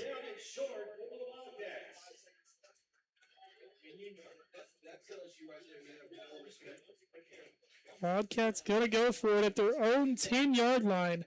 4th and 1.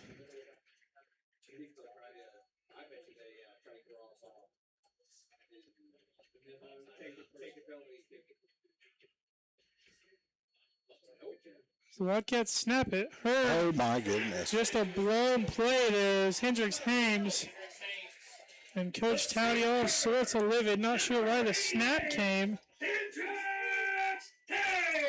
But, you know, they were maybe trying to draw off sides there. Boy, Hames was all over that, though.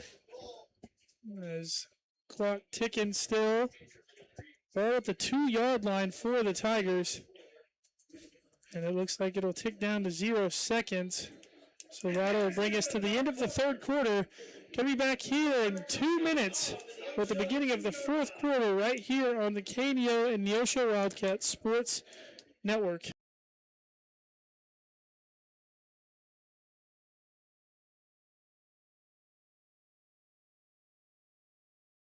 Today's event is being supported by Banner Church of the Nazarene, located at 597 North Fork Road between Anderson and Goodman. Banner Church of the Nazarene services are Sunday school at 9:30 and family worship at 10:30.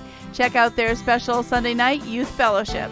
Wednesday services begin at 7, offering adult Bible study, ladies Bible study, youth and children's services. Contact them at bannerchurch.com, 417-364-7461, or dennis@bannerchurch.com. Americans have a big healthcare problem. Over 100 million citizens carry medical debt while spending on overpriced and complicated health insurance. As Christians, we don't have to pay for a broken system. Christian Healthcare Ministries is a faith-based alternative to health insurance at half the cost. Plus, you can enroll at any time. Stand up to insurance and join CHM today.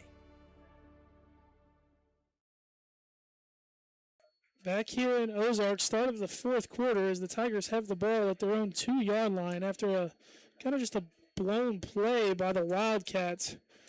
Prime position for the Tigers, looking to capitalize and get this thing back within a few scores. Still will be down 42-14 as the handoff goes to Easley, and he will get stuffed at the goal line as the Tigers just going to get right back on the ball.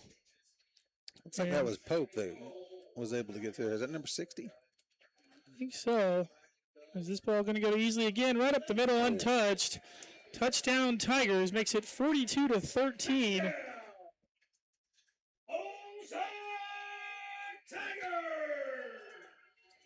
Ozark strikes again. First offensive touchdown of the night.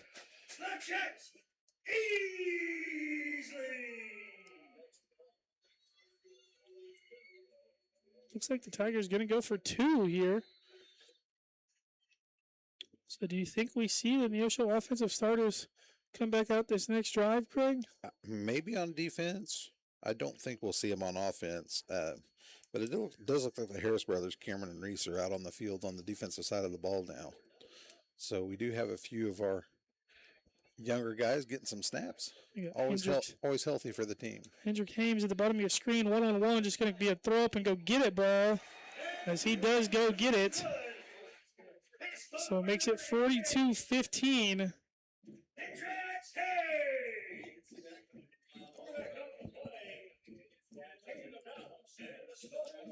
Tigers do score, so the kickoff coming. We're going to step away for a quick 1-minute break.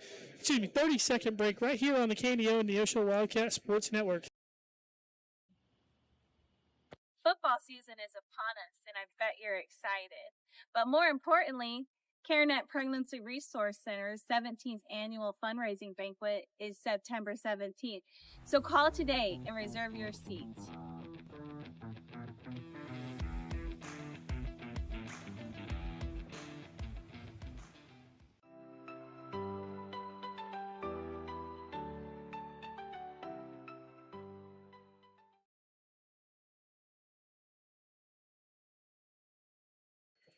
Back here in Ozark, Wildcats lead 42-15 with 11:40 to go in the fourth quarter. Wildcats had the ball at a timely turnover by who was that on the turnover? That was Caden Wortmiller. Kind of dropped it too early, celebrating before he got to the end zone. Couldn't do anything with it, and then ended up giving the ball back right back at the Ozark 2-yard line. So it makes it 42-15. Onside kick coming as Weston Richardson comes up with it as it bounced right over the head of an Ozark Tiger. As the offense going to trot back out. Yeah, he recovered that right at the 50, so it had gone exactly 10 yards. If that Ozark Tiger had touched the ball there, it would have been illegal touching, and it would have been the Wildcats' ball anyway. So it looks like all starters but Blaine, it looks like, and Lincoln Howard coming out.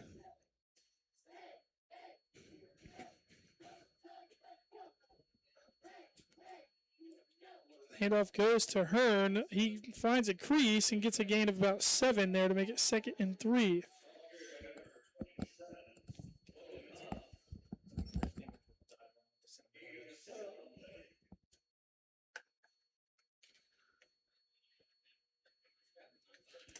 It looks like all the same offensive linemen are out there, except for maybe Jackson Earl may not be out there.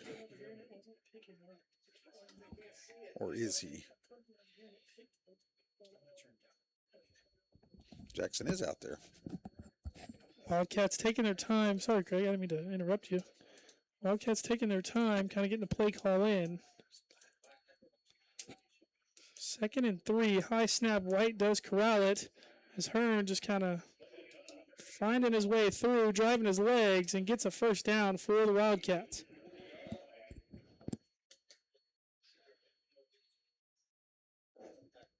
It's 10:45 to go as the clock stops and will be started back up when the ball is set. So ball on the 39-yard line for the Wildcats. 42-15 is the score.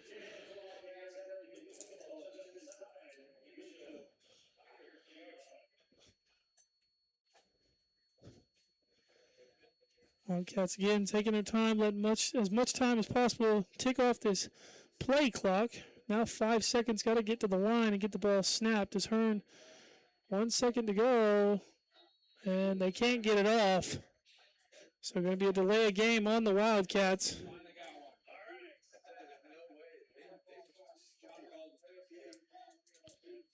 Delay game on the Wildcats, like we said. So we're going to push them back 5 yards, make it 1st and 15. We mentioned earlier, just a beautiful night here in Ozark, Missouri. A low of 73, full moon in the sky. Under the Friday night lights of Ozark, Missouri, the Wildcats lead 42-15. Just turned out to be beautiful football weather. Wildcats get back up the line, 10:15 on the game clock. The handoff goes to Hearn again, and the offensive line did a great job pushing guys out of the way. Gets a gain of about 5 to make it 2nd and 10. That offensive line has just done a great job tonight. All those guys up front, Brian Tapia,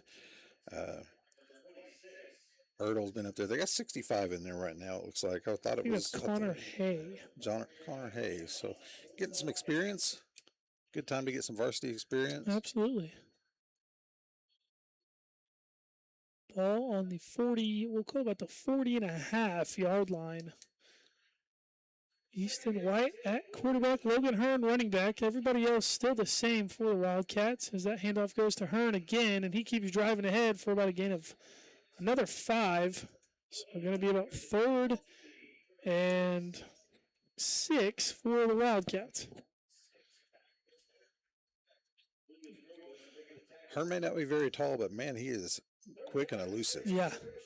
YMCA, CareNet Pregnancy Center, Access Family Care, Josh Meeker, CBT Bank, People's Bank of Seneca, Dig Right Equipment Rental, First Community Bank, ProLube Tire and Auto Center, Missouri Farm Bureau Agent Josh Dodson, all sponsors of tonight's ball game.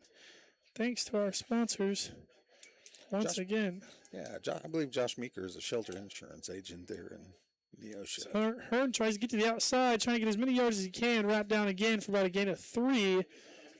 Makes it 4th and about 4. Going to be a long 4. Look like they'll leave the offense out. And you just want to stand here and snap this ball with about 1 second left on the play clock. So you'll run this thing under 8 minutes. Up 42-15. This is definitely a change of pace for the Wildcats because, man, they're almost immediately on the ball. And so, letting that play clock run down definitely will keep the game a little longer, but also keep from being such a high-scoring game. They're going for it on 4th down. We had motion, I believe. Timeout, Neosho. Timeout, Neosho. So Neosho takes timeout. We'll keep it here. Read off a few more of our spots. Let's see what we got here. Toner Connections, Tally Tire, Pneumatic Electric, Zach's Car Wash, Neosho Area Chamber of Commerce, Christian Healthcare Ministries, Banner Church of the Nazarene, 4-State Printing, the Big Nickel, Calvary Baptist Church, Neosho, Crowder College, Joe Ringstaff, Edward Jones, Family Market, and Show Me Real Estate round out the rest of our sponsors for this broadcast. Again, we'd like to remind you, Countdown to Kickoff was sponsored by Prelude Maintenance Center. Halftime was sponsored by Freeman Orthopedics and Sports Medicine, who will also sponsor our Final Drive scoreboard show that follows after this game. Stick around. We also will have an interview with head coach Brandon Towdy discussing tonight's ball game and possibly even next week's, as we'll be at home against Glendale. First home game of the season for the Wildcats coming next week. But still got to finish this one out here. 4th and 4, 8 minutes to go. Wildcats up 42-15 here in Ozark. Easton White looking, can't get the ball to Mason Spiva, so going to be a turnover on downs for the Wildcats. So now Ozark comes back out with a chance to get it back within 20 if you can put it in the end zone here.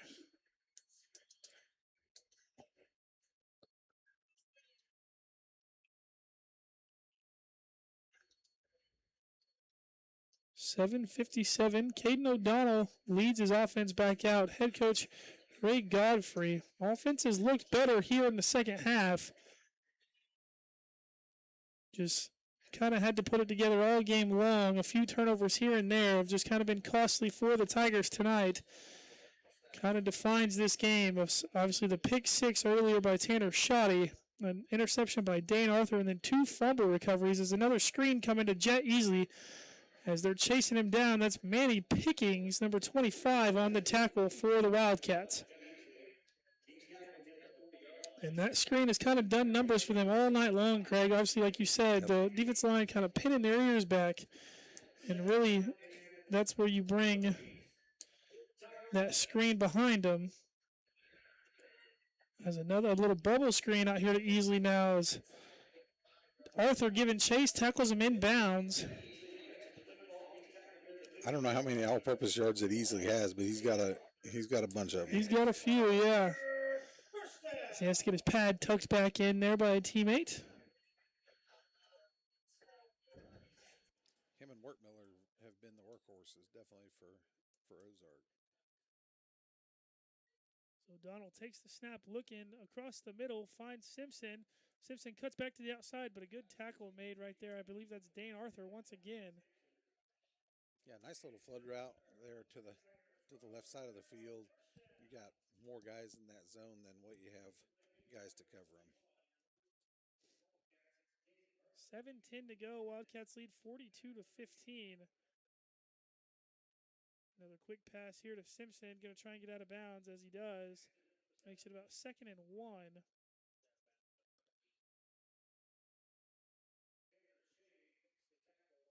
Tanner Shoddy on the tackle.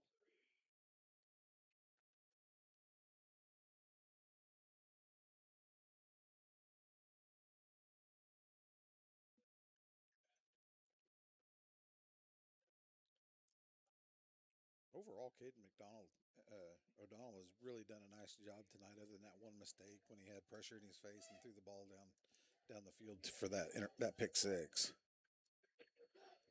O'Donnell's been very accurate tonight as he's going downfield again. Got number 28 wide open for a touchdown. That'll be Race Whitell to make it 42-21 Neosho. So Ozark slowly clawing back into this ball game, still down 20 with 7 minutes to go. That's plenty of time. Still have all timeouts. They're going to go for 2 once more, try and make it 42-23.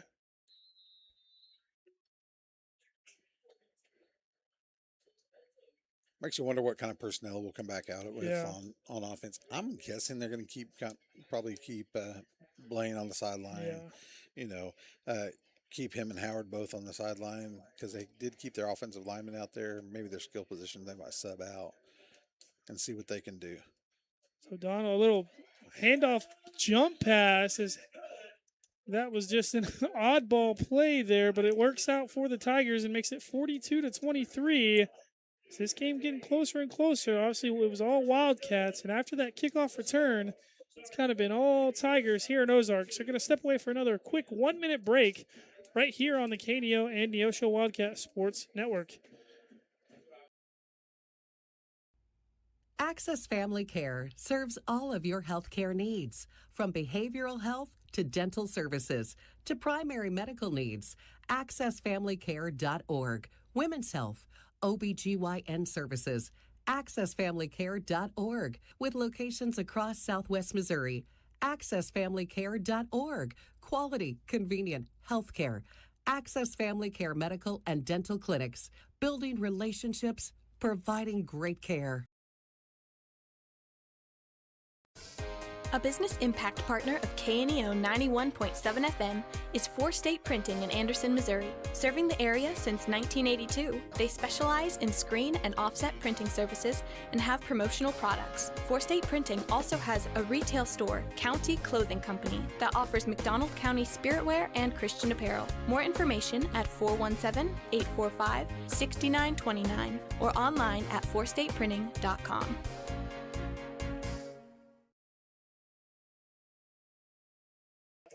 And the onside kick recovered by the Ozark Tigers as that Ozark Tiger just kind of threw it back inbounds behind them. And now the Wildcats send out their defense to try and prevent another score here from the Tigers, who have been red hot offensively here in the second half.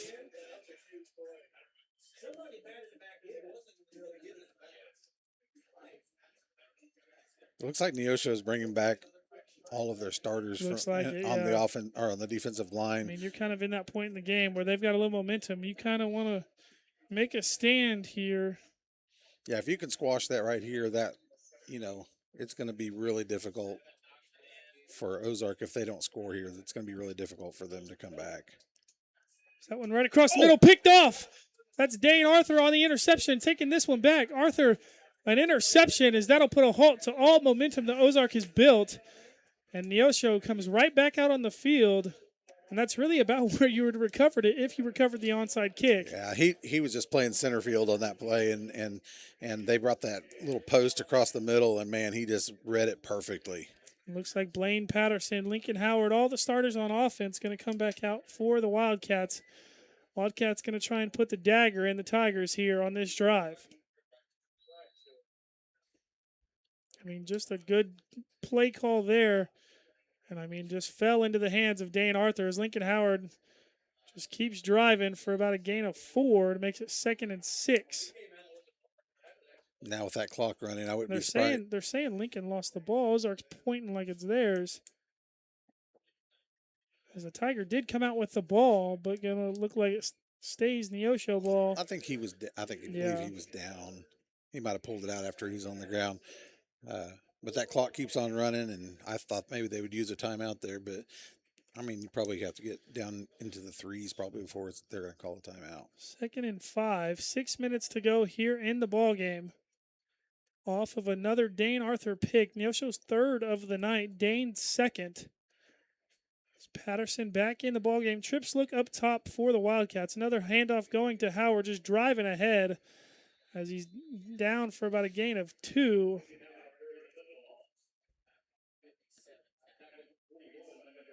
It's number 57 on the tackle for the Tigers. Preston Essery. You think it's 4-down territory here if you're the Wildcats? I think you're probably going to play conservative unless you're unless you're within a yard. What is it, 3rd and 2? It looks like Colby McGee checks in, so that is the heavy package that we've seen a few times in this ball game. Maybe hand off to him. He leads for Blaine. We'll see what Coach Towdy calls up here as the Tigers going to load the box. Is the handoff going to go to McGee? Is going to be 4th and about a yard and a half for the Wildcats with 5 minutes to play. Be interesting to see what Coach Dowdy does here on 4th down. And I think if you go for it, you're going to trot back your starters or defensively. Absolutely. So obviously, going to let this play clock tick and see maybe a couple of discussions going on from the coaches here. Let's see what Towdy decides. Maybe run it down to where the play clock is about ready to run out and call a timeout. I don't see Coach Towdy standing next to the line judge. Yeah, he's over there. way down here away from him as they're going to come out of the huddle. And the snap going to go to Blaine straight ahead, and he's going to get the first down. It looks like from here. as they're going to, give them the first down. So move the chains for the Wildcats. That gets us down within 4.5 to play. Wildcats lead by 19. Man, that was quick math. You like that, Craig? I like it. So 1st and 10 for the Wildcats, 42-23 the lead. So Andre McCamish coming off the field for the Wildcats. All starters still in, just trying to let this clock tick, tick, tick. Is what you want to see as a Neosho fan. Play action over the top and just throwing a little long to Mason Spiva. So he kind of comes up limping there. As he's going to call for a sub, check out. See what's going on here with Spiva. And he definitely had a step there, just overthrown just by a little bit. That was that wheel route that they've been running all night long that has just done wonders for them down in the red zone especially. Under 4 minutes to go, ball on the 44-yard line. Handoff goes to Howard, trying to break a few tackles, keeps driving, and going to be about a gain of 4, call it 5 yards to make it 3rd and 5. As it looks like a timeout comes from Ozark. Maybe not. It's going to be 3, it looks like. He got 7 yards on the play. Yep, and a timeout coming from Ozark. So their first of the half makes it 3rd and 4. 3:50 to go here on the KNEO Neosho Wildcat Sports Network. Going to step away for a quick break. Be back with more Wildcat football right here in Ozark, Missouri.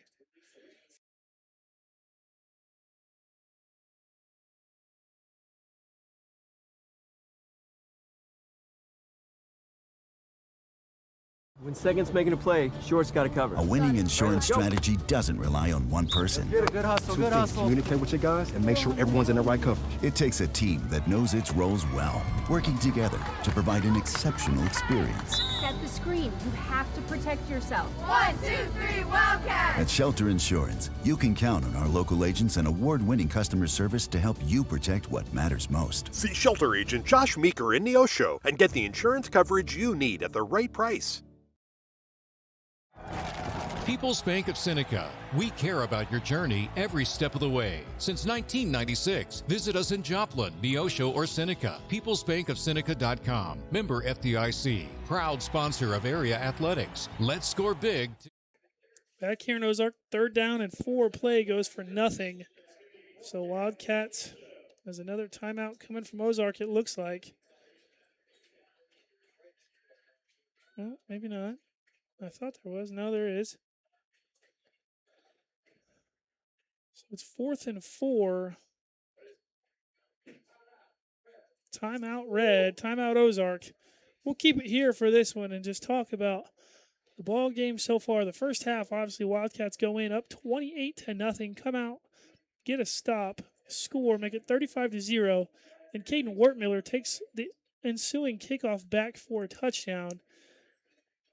Wildcats respond, answer, make it 42-7, and ever since then, it's kind of been all Ozark. But then the Dane Arthur interception down here at about the 20-yard line kind of halts all the energy Ozark has. And this is where we stand now. 4th and 4 with 3:39 to go. Wildcats lead 42-23. Zach Bertrand alongside Craig Bosley and Caleb Shoemate right here on the Neosho and Neosho Wildcat Sports Network. Going to be a good one. Caleb Godberson in at tight end. It looks, this is a punt formation. Mm-hmm. Probably a smart call here. Ozark, I believe, only one timeout left. If you can get this within the 20, this would be a very successful punt. According to the scoreboard, they have no timeouts left. Yeah, I don't see a timeout mark, but I don't remember. It's right under their name right there. See how Neosho has two. Oh, I got you. Yeah, no timeouts left for Ozark. A good punt from Arthur, going to roll end over end as he downs it about the 17-yard line, and that's exactly what you want if you're a Wildcat fan. Down inside the 20, gives about 80 yards for the Tigers to go here with no timeouts. Still 3:30 left, which is plenty of time. Just going to be working the boundaries here are the Tigers.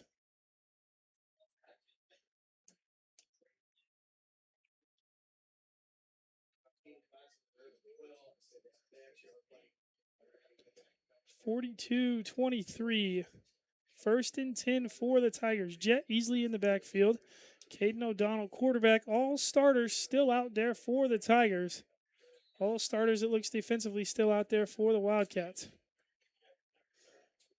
O'Donnell takes the snap. Got a free blitzer in his face as, I don't know who that was, all over Easley, but wrestles him down for the tackle. I think that's number, is it 8 or 9?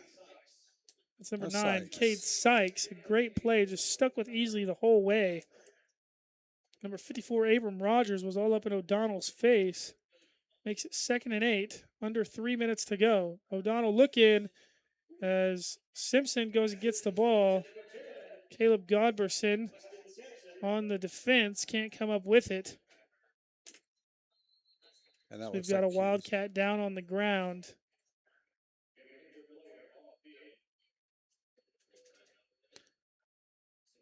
So we'll step away and take a break while he gets attended to here by the training staff. Be back with more football right here on the KNEO Neosho Wildcat Sports Network. People's Bank of Seneca. We care about your journey every step of the way. Since 1996, visit us in Joplin, Neosho, or Seneca. PeoplesBankOfSeneca.com. Member FDIC. Proud sponsor of area athletics. Let's score big together.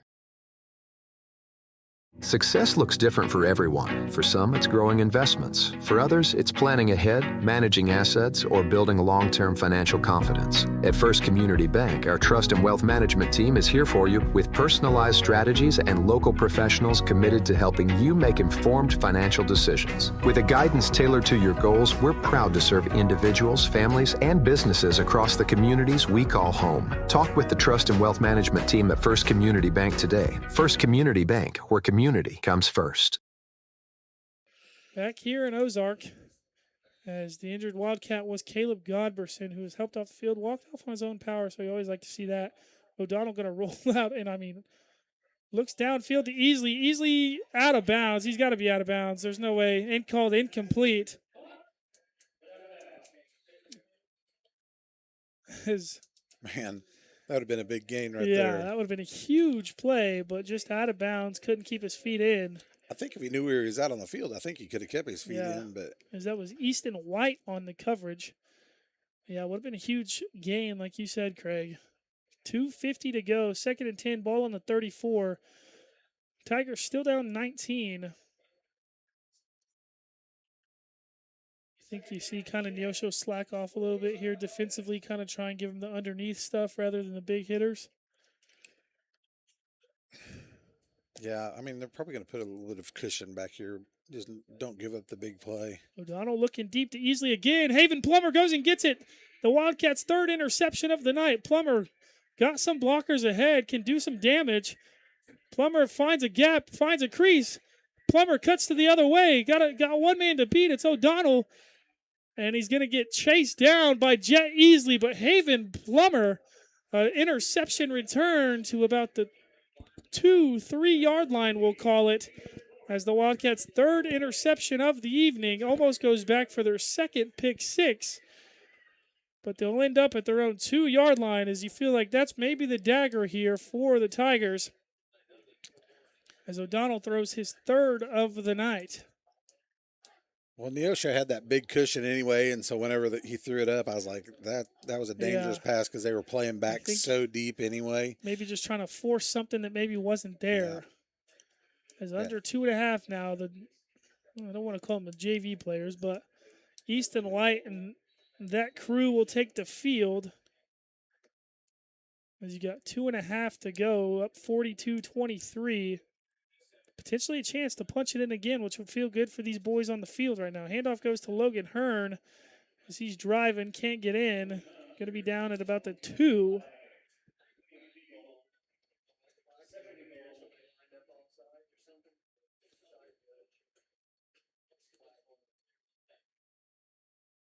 Don't know what the pointing's for down here, but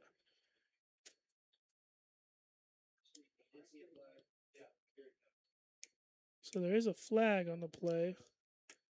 Who's it gonna be on is the question. I didn't see the flag. I didn't It's see like a Ray Godfrey flag. and the White Hat are having a Illegal motion on the offense.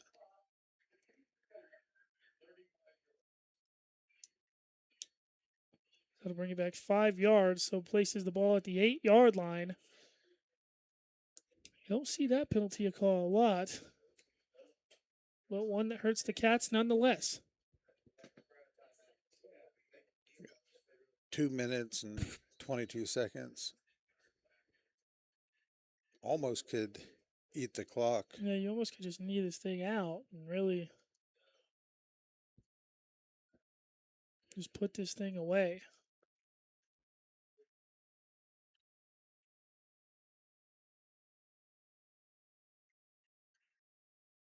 Shotgun look, handoff goes to Hearn. Hearn finds a little crease, gets back down to about the 5-yard line with 2:15 to go. Number 55 on the tackle for the Tigers is Lincoln Jones.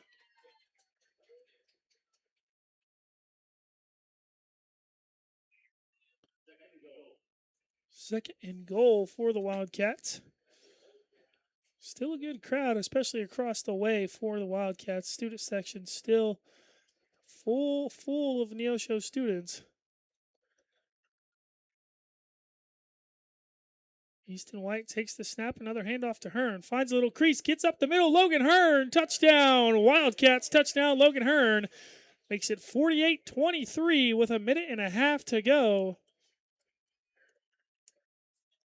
Nice push off the left-hand side. Those offensive linemen have just wore these guys down. They've just been moving people all night long. Yeah. And then when he got to that second level, he just took a linebacker with him.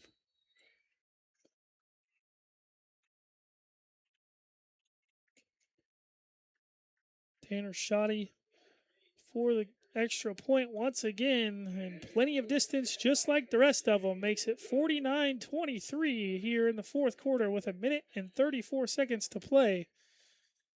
So as we wait for the kickoff, we'll take another 1-minute break right here on the KNEO and Neosho Wildcat Sports Network. If you're a weekend warrior who likes to go, go, go, don't let pain put the brakes on your pace. When you need help with an injury that keeps you from moving, you want an orthopedic team with a proven track record.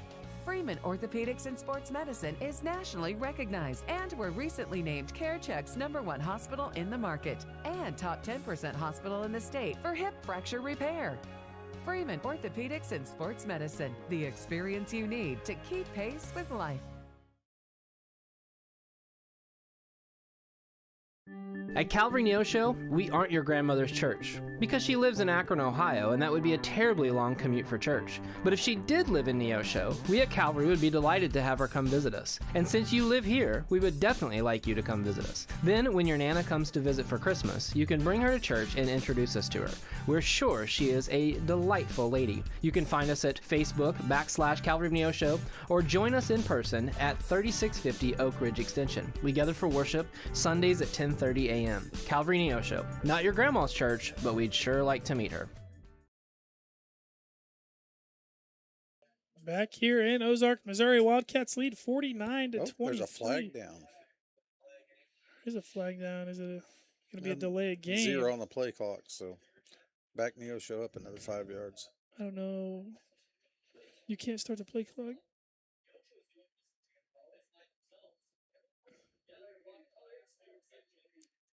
What do we...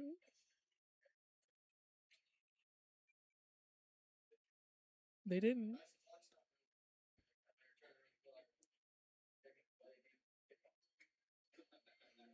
I don't understand.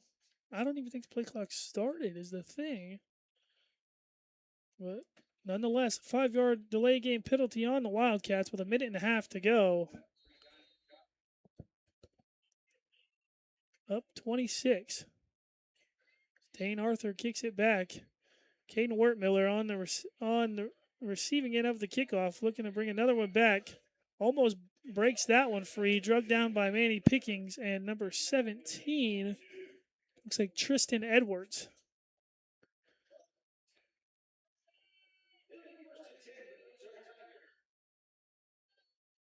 No timeouts, a minute and a half for the Tigers.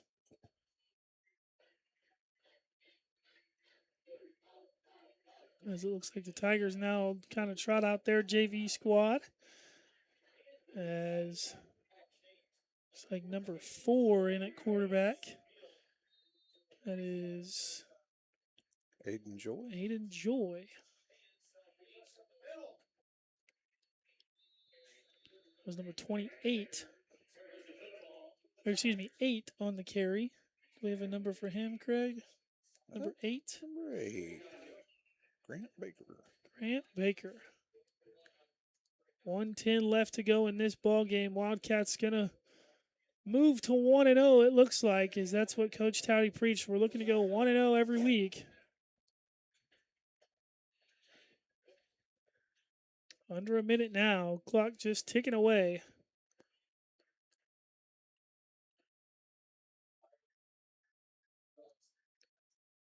As that ball kind of stays with Joy. So he gets wrapped down, but gets the first down. Tristan Edwards on that play. 42 seconds, 1st and 10 for the Tigers.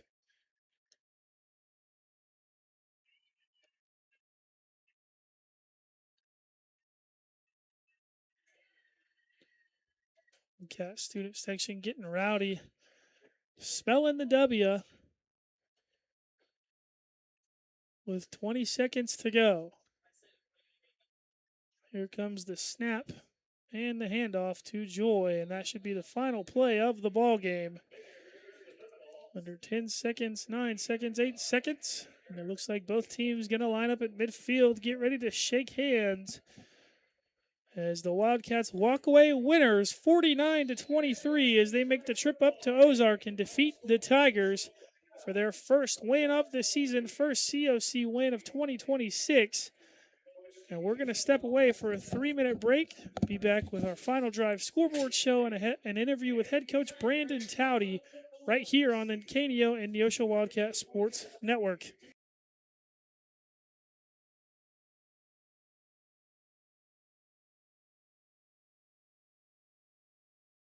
Locally owned, operated, and here for you. Check out the new face of the Neosho Daily News, covering Newton County, highlighting area residents, businesses, school news, sports, and more.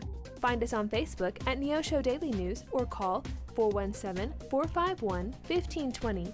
Go get 'em, Wildcats!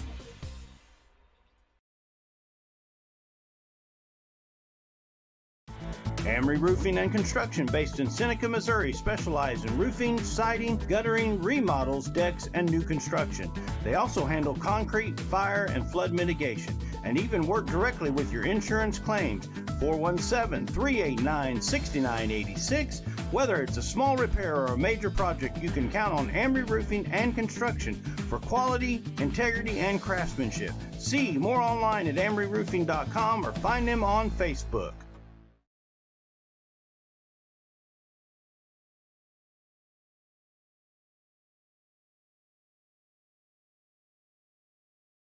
You found it, the ultimate car wash. The one that leaves your vehicle looking brand new every single time. Do we have a prep team that pre-washes? You bet. Over 300 ports applying soap to your vehicle? Yes, sir. 40 high-pressure nozzles providing over 2,500 PSI of pressure? Who wouldn't? Buff and dry features that dry your car along with combined 100 horsepower blowers? Try 150. Be careful, we might just blow you away. The Neosho Area Chamber of Commerce invites you to download the new Experience Neosho app, available for free on the Apple and Google Play Store. Your guide to eat, shop, play, and stay in Neosho, and your direct link to KNEO Wildcat Sports. Download the app, register to win weekly prizes, and listen to your favorite Wildcat sports. Good luck, Wildcats. We can't wait to hear you ring that bell. The Roper Kia 4-State Sports Report will provide up-to-the-minute scores and highlights from around the 4 states.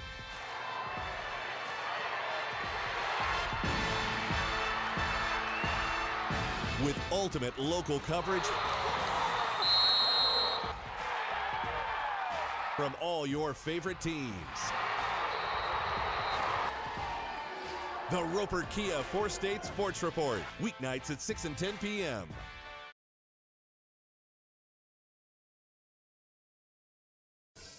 A business impact partner of KNEO 91.7 FM is 4-State Printing in Anderson, Missouri. Serving the area since 1982, they specialize in screen and offset printing services and have promotional products. 4-State Printing also has a retail store, County Clothing Company, that offers McDonald County spiritwear and Christian apparel. More information at 417-845-6929 or online at 4stateprinting.com.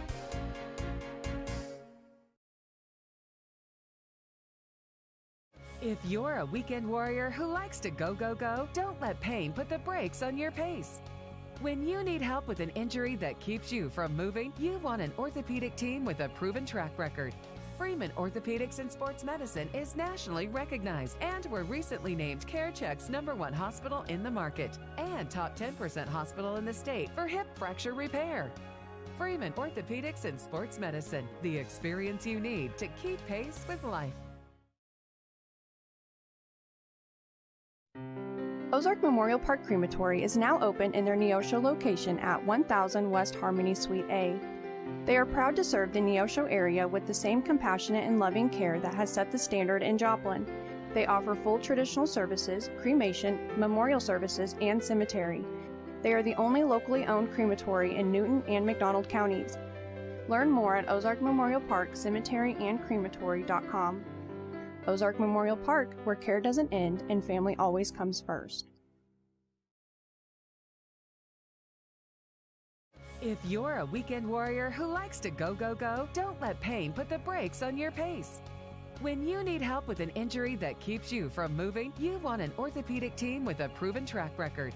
Freeman Orthopedics and Sports Medicine is nationally recognized and were recently named CareCheck's #1 hospital in the market and top 10% hospital in the state for hip fracture repair. Freeman Orthopedics and Sports Medicine, the experience you need to keep pace with life. Amory Roofing and Construction, based in Seneca, Missouri, specialize in roofing, siding, guttering, remodels, decks, and new construction. They also handle concrete, fire, and flood mitigation, and even work directly with your insurance claims.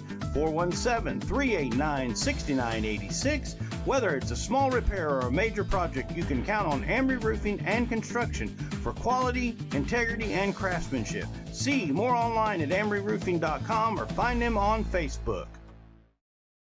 Healthcare doesn't have to be complicated.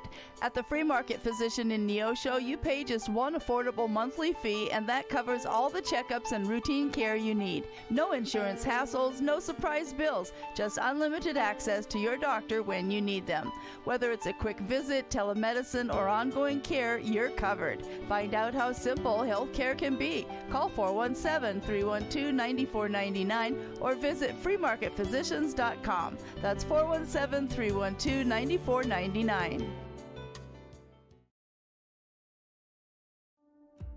I learn best by doing. I enjoy helping others. I want to leave my mark.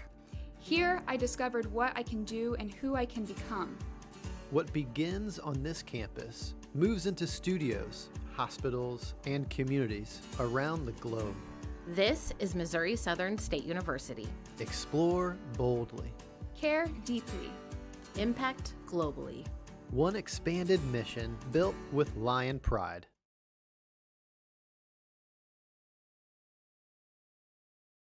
Back here in Ozark, post-game show sponsored by Crowder College, joined now by head coach Brandon Towdy. Before we get on to the interview with him, just want to read one thing. At Arvest Bank Neosho, we believe in the power of serving others, from small business to agriculture. Whether you're looking for someone to help manage your mortgage or an expert in wealth management, we've got it covered. You deserve a financial partner who cares and can help you reach your financial goals. Arvest Bank, proud to call Neosho home. Coach, thank you for joining us. First of all, obviously, kind of talked off the air when you first got up here, but you kind of described it best. Just a little bit of a roller coaster tonight for you guys. Yeah, it was, and that's kind of week one stuff. Offensively, it took us a little while to get into a rhythm there at the beginning, but the defense did a great job of getting stops and continuing to get the ball back until we kind of found our rhythm. Defense played well all night, and then, it's kind of one of those moments where, you start to think, you get towards the end of the third quarter, are we going to take our foot off the gas a little bit or try and bury them? And, we chose to kind of get some of those younger guys in and get them some playing time here early, and, they did well, but Ozark was able to make some plays, and so it kind of, a little bit of a roller coaster there at the end. Yeah, and then I think a big thing for you guys, obviously, what's going to show up on the stat sheet is the 3 passing touchdowns by Blaine, the however many yards Lincoln had on the ground, the completion percentage by Blaine. But I think really what kind of made it for you guys was just in the trenches. You guys were able to move some guys out of the way offensively, and you just caused havoc in the backfield defensively all night. Yeah, that's a credit to those guys up front and the coaches that are coaching them. Offensively, they were doing a couple things slanting that kind of we weren't really ready for, I guess you could say. I mean, we couldn't simulate it in practice, I guess. And so they caught us a couple times early, but once our kids kind of saw it and they knew what to expect, they were able to settle in, and they owned the line of scrimmage. We were moving the line of scrimmage, and then on the defensive side, like you said, I mean those guys were in the backfield all night. Jackson Ertl especially had a great night. He's playing both sides of the ball, but he was able to come in and make some really big plays for us. On that defensive side of the ball, you guys were definitely getting the backfield on a regular basis, and really the only success that I saw was whenever they were able to do a few little screens to try to slow you guys down. Did that affect you guys how you approached it after they threw those screens? Yeah, I mean, they got some success there at the end of the first half throwing those screens, because we were kind of in a prevent type thing and trying to get after the quarterback at the same time. And they came out and hit another big one early in the third quarter. But I think Coach Newman and the defensive staff did a good job kind of regrouping them because they kind of slowed that down. They were able to get the ball on the perimeter a little bit. Easley's one of the faster kids in the conference, and so they were able to get it out in space. But a lot of that was when we had put in some of those subs to try and get them some playing time, and it's just stuff that they haven't seen the game at that speed yet, and so it was just new for them. But super proud of those kids. They went out and played hard, and we were swarming to the football on every play. One final thing for you, Coach. Obviously, you talk about the younger guys that really haven't seen the speed of Easley, guys like that, and the size of Hendricks Hames, and just guys like that. But your younger guys, the Weston Richardsons, the juniors that haven't maybe seen a lot of varsity, the sophomores that you have out there, Caleb Godperson, defensively did really well for you tonight. But it just seemed like the moment, like it's your first varsity start, you're under the bright lights of Friday night, but it just seemed like you guys were just not fazed by it. Is that a thing that in practice you're telling them, like, hey, no moment's too big, nothing's too big for us. It's just another game. We're going out there. It's the game we love to play. Yeah, I mean, we talk all the time, and we said it all night. We said it all week. RNME, right now means everything. And so we just preach on living in the moment, and we talk about having a predator mindset, not a prey mindset. We're focused on our goal and our task, and we don't worry about anything that's going on around us. And those kids have bought into that. And when you work as hard as these kids have, every day, week in, week out, they know they're prepared for the moment. And when you prepare the way they have, there's no doubt in their heart that they're ready for that moment. So that takes a lot of those nerves away. One last question for me. Everybody going to be able to come back healthy? Everybody seem like they're all right? Yeah. Yep. That's why we were kind of trying to get some guys out, trying to save some legs and stuff like that. But, as far as I know, nobody told me anybody was hurt. So that's a good thing. Good. Yeah. Awesome. Well, Coach, congratulations on the win. Obviously, 1-0 is what you wanted to end the week with. We'll let you get out of here, go celebrate. I know you probably got film early tomorrow morning. But anything that we kind of need to know, obviously looking ahead to next week, Glendale comes to town. Anything we need to know about Glendale? Yeah, I mean, we haven't really started looking at them yet. We just, like I said, right now means everything. So we're focused on the day and what we're doing. I know they got some weapons on the perimeter. They're an explosive offensive team. But, we'll dive into the film tomorrow morning and really kind of dissect what they're doing and come up with a game plan. Awesome. Well, congratulations, Coach. Thanks, We'll Coach. let you get to it. And hopefully see you same time next week with the same result. Sounds good. Go Cats. Yes, sir. Again, just a reminder for you, at Arvest Bank Neosho, we believe in the power of serving others from small business to agriculture. Whether you're looking for someone to help manage your mortgage or an expert in wealth management, we've got it covered. You deserve a financial partner who cares and can help you reach your financial goals. Arvest Bank, proud to call Neosho home. So now we're going to step away for a quick break, send you right into our Final Drive scoreboard show sponsored by Freeman Orthopedics and Sports Medicine, right here on the KNEO and Neosho Wildcat Sports Network. If you're a weekend warrior who likes to go, don't let pain put the brakes on your pace. When you need help with an injury that keeps you from moving, you want an orthopedic team with a proven track record. Freeman Orthopedics and Sports Medicine is nationally recognized and were recently named CareCheck's #1 hospital in the market and top 10% hospital in the state for hip fracture repair. Freeman Orthopedics and Sports Medicine, the experience you need to keep pace with life.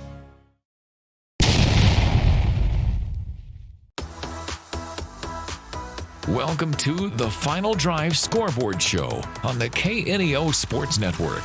The Final Drive Scoreboard Show is sponsored by Freeman Orthopedics and Sports Medicine, the official sports medicine provider for over 20 area high schools and colleges. See how one of their certified physicians, certified athletic trainers, or therapists can help you get back in the game. Now, let's go back live to the stadium for the Final Drive Scoreboard Show on the KNEO Sports Network.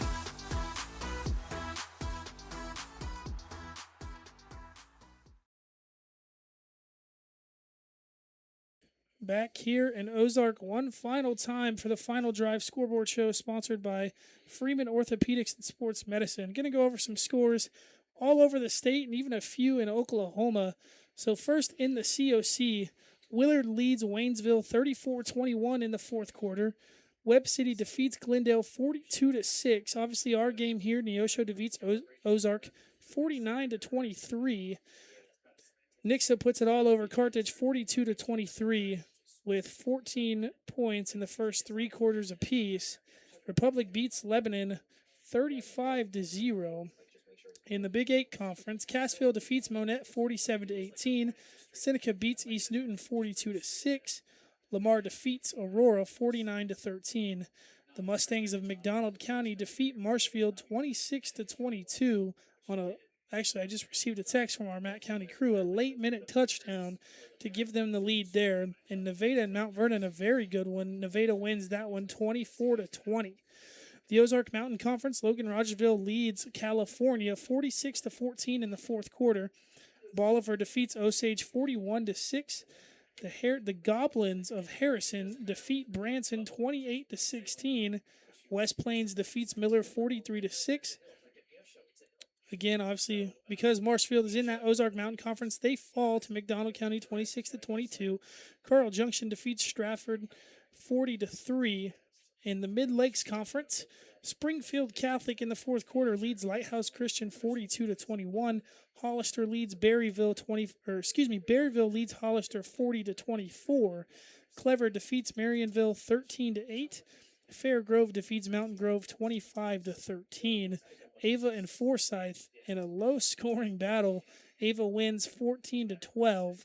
And Reed Springs, you talk about a low-scoring battle. Reed Springs defeats Parkview 7-6. Wow. Southwest Conference, Stockton defeats El Dorado Springs 38-2. Skyline defeats Versailles 37-0. Commerce falls to Sarcoxy 35-0.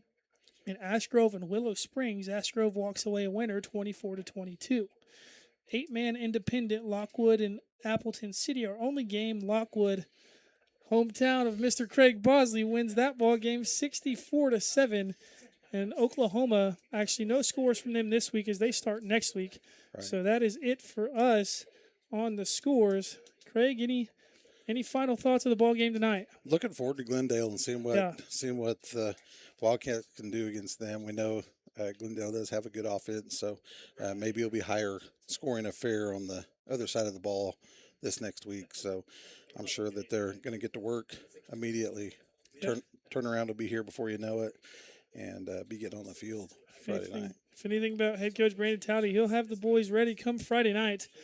And let's not forget, Friday night's not our only broadcast next week. As Thursday night, we get to cover the Lady Wildcats softball team as they have a ball game at home. So if you can't be there, you know exactly where to find us right here on the KNEO and Neosho Wildcat Sports Network. So for Craig Bosley, Caleb Shoemate, Zach Bertrand signing off one final time from Ozark, Missouri. We thank you for tuning in right here on the KNEO and Neosho Wildcat Sports Network. And as always, go Cats.